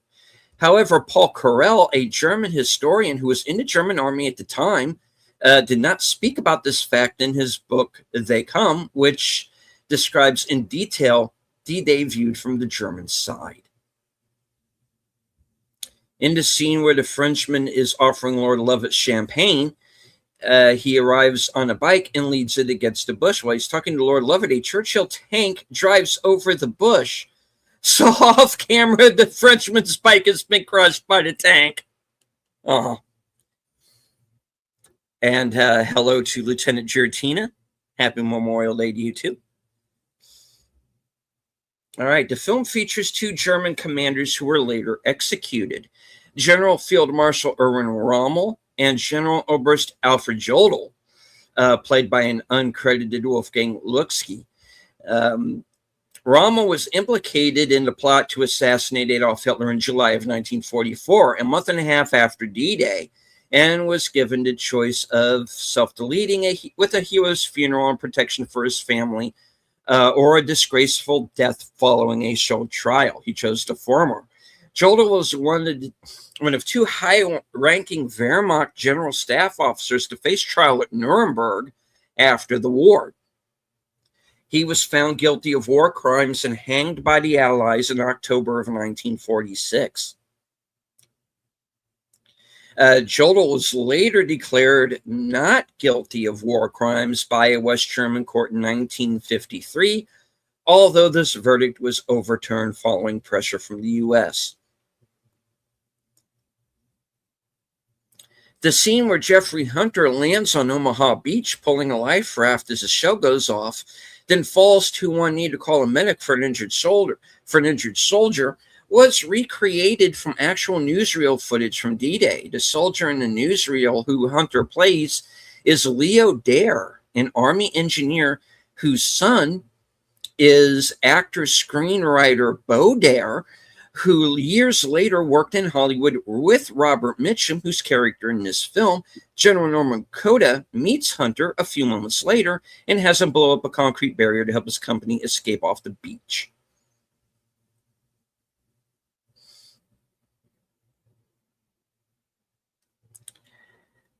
Okay. Sometimes IMDb gets controversial. I'm not saying this happened either way. I'm just going to say it as they have it written. George Segal, who had a small part in this film, later said he thought Robert Mitchum was an anti-Semitic bigot.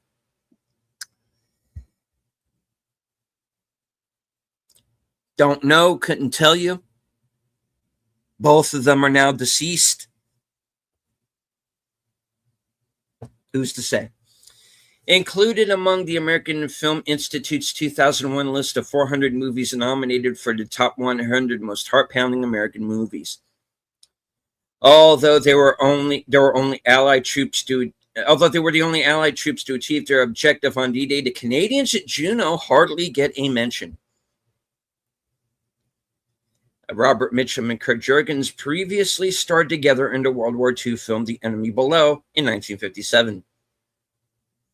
Motorhead frontman Lemmy once referred to this as being one of his favorite films. The cast includes three teenage singing idols of the 1950s, Paul Anka, Fabian, and Tommy Sands.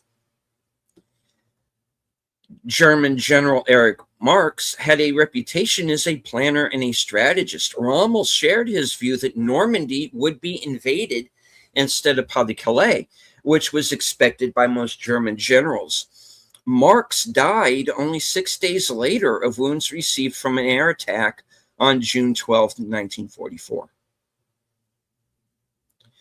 Colonel Vandervoort tells his subordinates there are 3 million men out in staging areas waiting for D-Day. This amounts to approximately 100 divisions, or about one-third of the total American armed forces in 1944.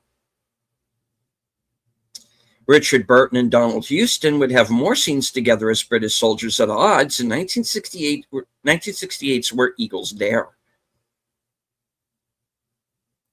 Over 75,000 British and Commonwealth, predominantly Canadian troops, and 57,000 American troops came ashore on D-Day, supported by some 24,000 airborne troops. Nearly 11,600 aircraft participated, half from the RAF and half from the U.S., Poland, France, Belgium, Czechoslovakia, Norway, and other allied nations. Over 6,900 naval vessels were involved, 4,100 from the UK, 2,800 from other allies, crewed by nearly 196,000 naval personnel, nearly 138,000 from the UK, and 58,000 from other nations. Red Button's character is based on a real man, Private John Marvin Steele, a mortarman in the 82nd Airborne. Like Buttons, Steele landed on the church steeple to witness the San Miguelis massacre. He played dead for 2 hours, not 10, as said in the movie, before being taken prisoner. 4 days later, he escaped captivity and rejoined his unit. Today, a full-size mannequin of steel hangs from the same church steeple to commemorate him. For dramatic effect, much is made of the suggestion that Germany is losing the war because Hitler is sleeping and thus not available to release the panzer divisions, which could only be done on his personal command. However, by mid-1944, Germany was already well on its way to losing the war, mainly due to the massive defeats in the Eastern Front. Apart from the fact that it is uncertain if panzers would have even been able to defeat the Allied invasion. It is more than likely that Germany would still have been defeated by the Red Army, even if D-Day invasion was repelled.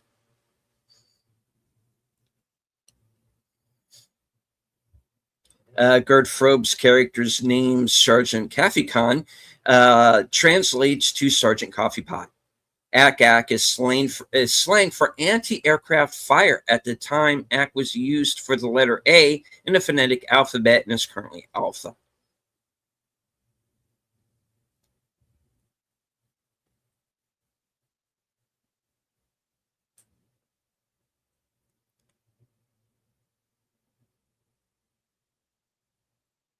After seeing the film, Lieutenant Colonel Benjamin Vandervoort, the character portrayed by John Wayne, said, "I never looked that old."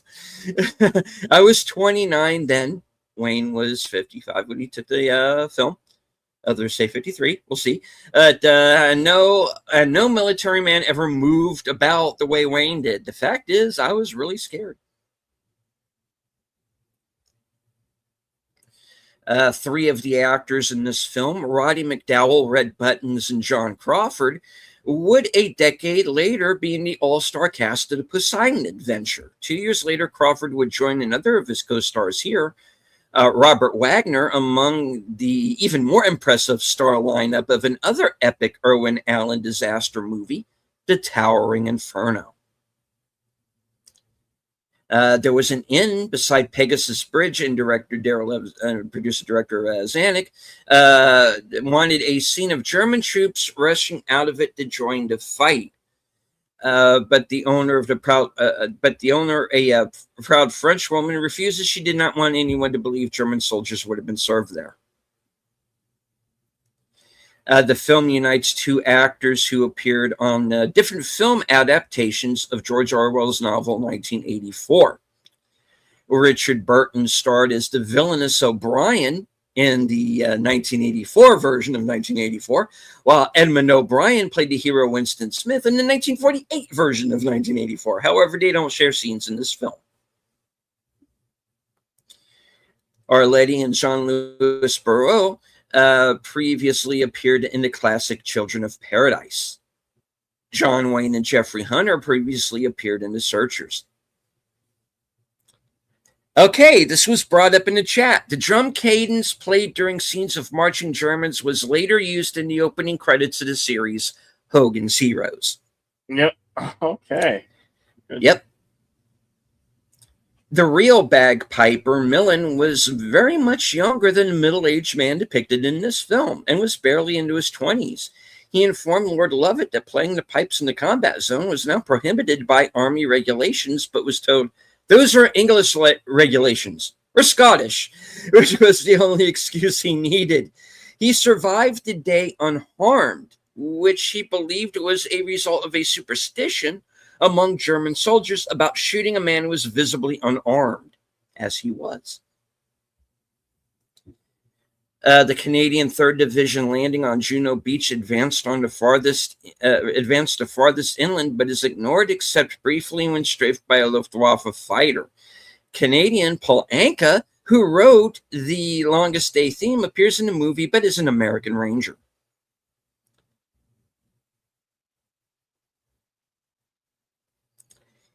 During filming, John Wayne made a disparaging remark about the French. Daryl F. Zanuck heard it and demanded Wayne repeat it. When Wayne claimed he could not remember what he'd said, Zanuck repeated it and dressed Wayne down in front of the whole cast and crew. The French actors and crew members would not associate with Wayne after that. Dwight Eisenhower was frustrated with the inaccuracies in the film and walked out long before it ended. Although this movie is not in color photos that show RAF pilot Richard Burton is wearing a metal rib. Is wearing. I'm tired. Although this movie is not in color photos show that RAF pilot Richard Burton is wearing metal ribbons of the Distinguished Flying Cross and the Air Force Cross. The left one, the FC, is upside down. These two ribbons are the same design, except the DFC has purple stripes and the AFC has red stripes. Note that if he had been awarded the same medal twice, he would be wearing a single ribbon with a bar.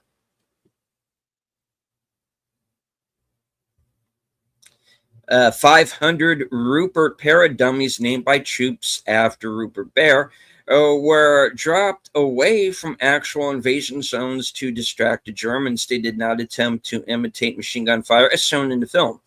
This was accomplished by real paratroopers playing recordings of battle, but a number were designed to explode on impact to disguise the fact that dummies were being used. The Ruperts were half size, made out of simple sacking, and did not wear uniforms, further aiding the deception if they were found.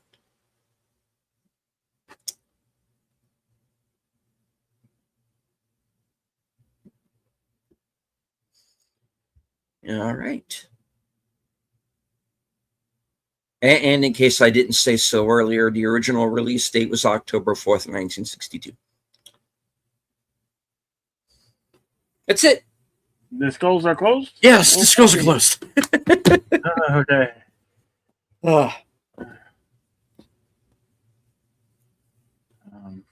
We'll be back with more films this week. We got two more to go. We'll be here Wednesday for In Harm's Way, and then on Thursday, 1917. Yeah.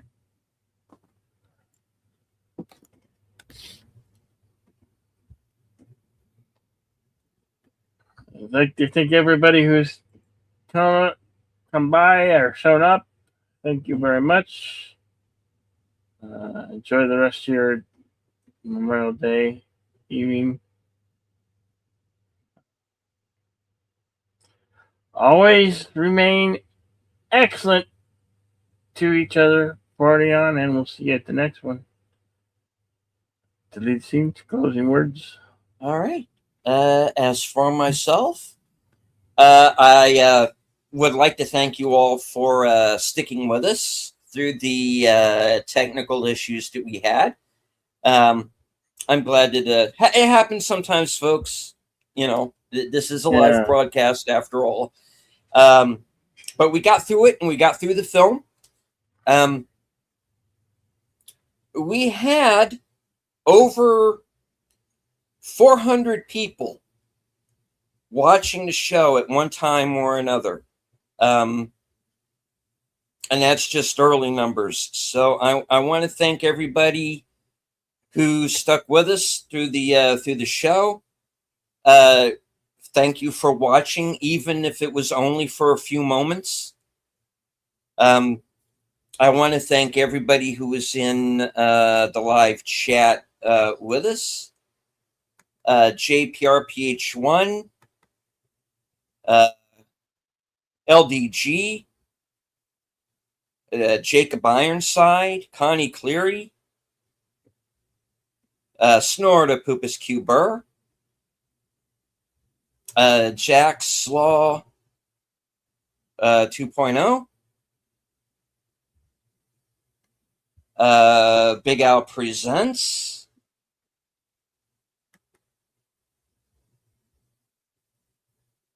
FKHC 2005, sometimes known as Tim,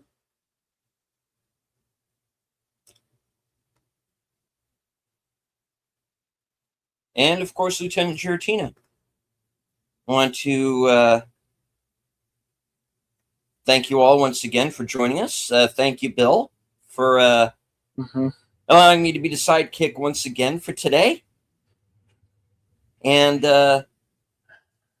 I hope that everybody enjoys the rest of their Independence Day. I'm tired. Memorial Day. Memorial Day. Independence Day is in July. Yes. Yeah. Happy 250th, America. Thank you. Yeah. From HQ, our second home office in Arizona and all points north, south, east, west, and beyond. Good night. Take care, stay strong, be safe and healthy, because this is how we win.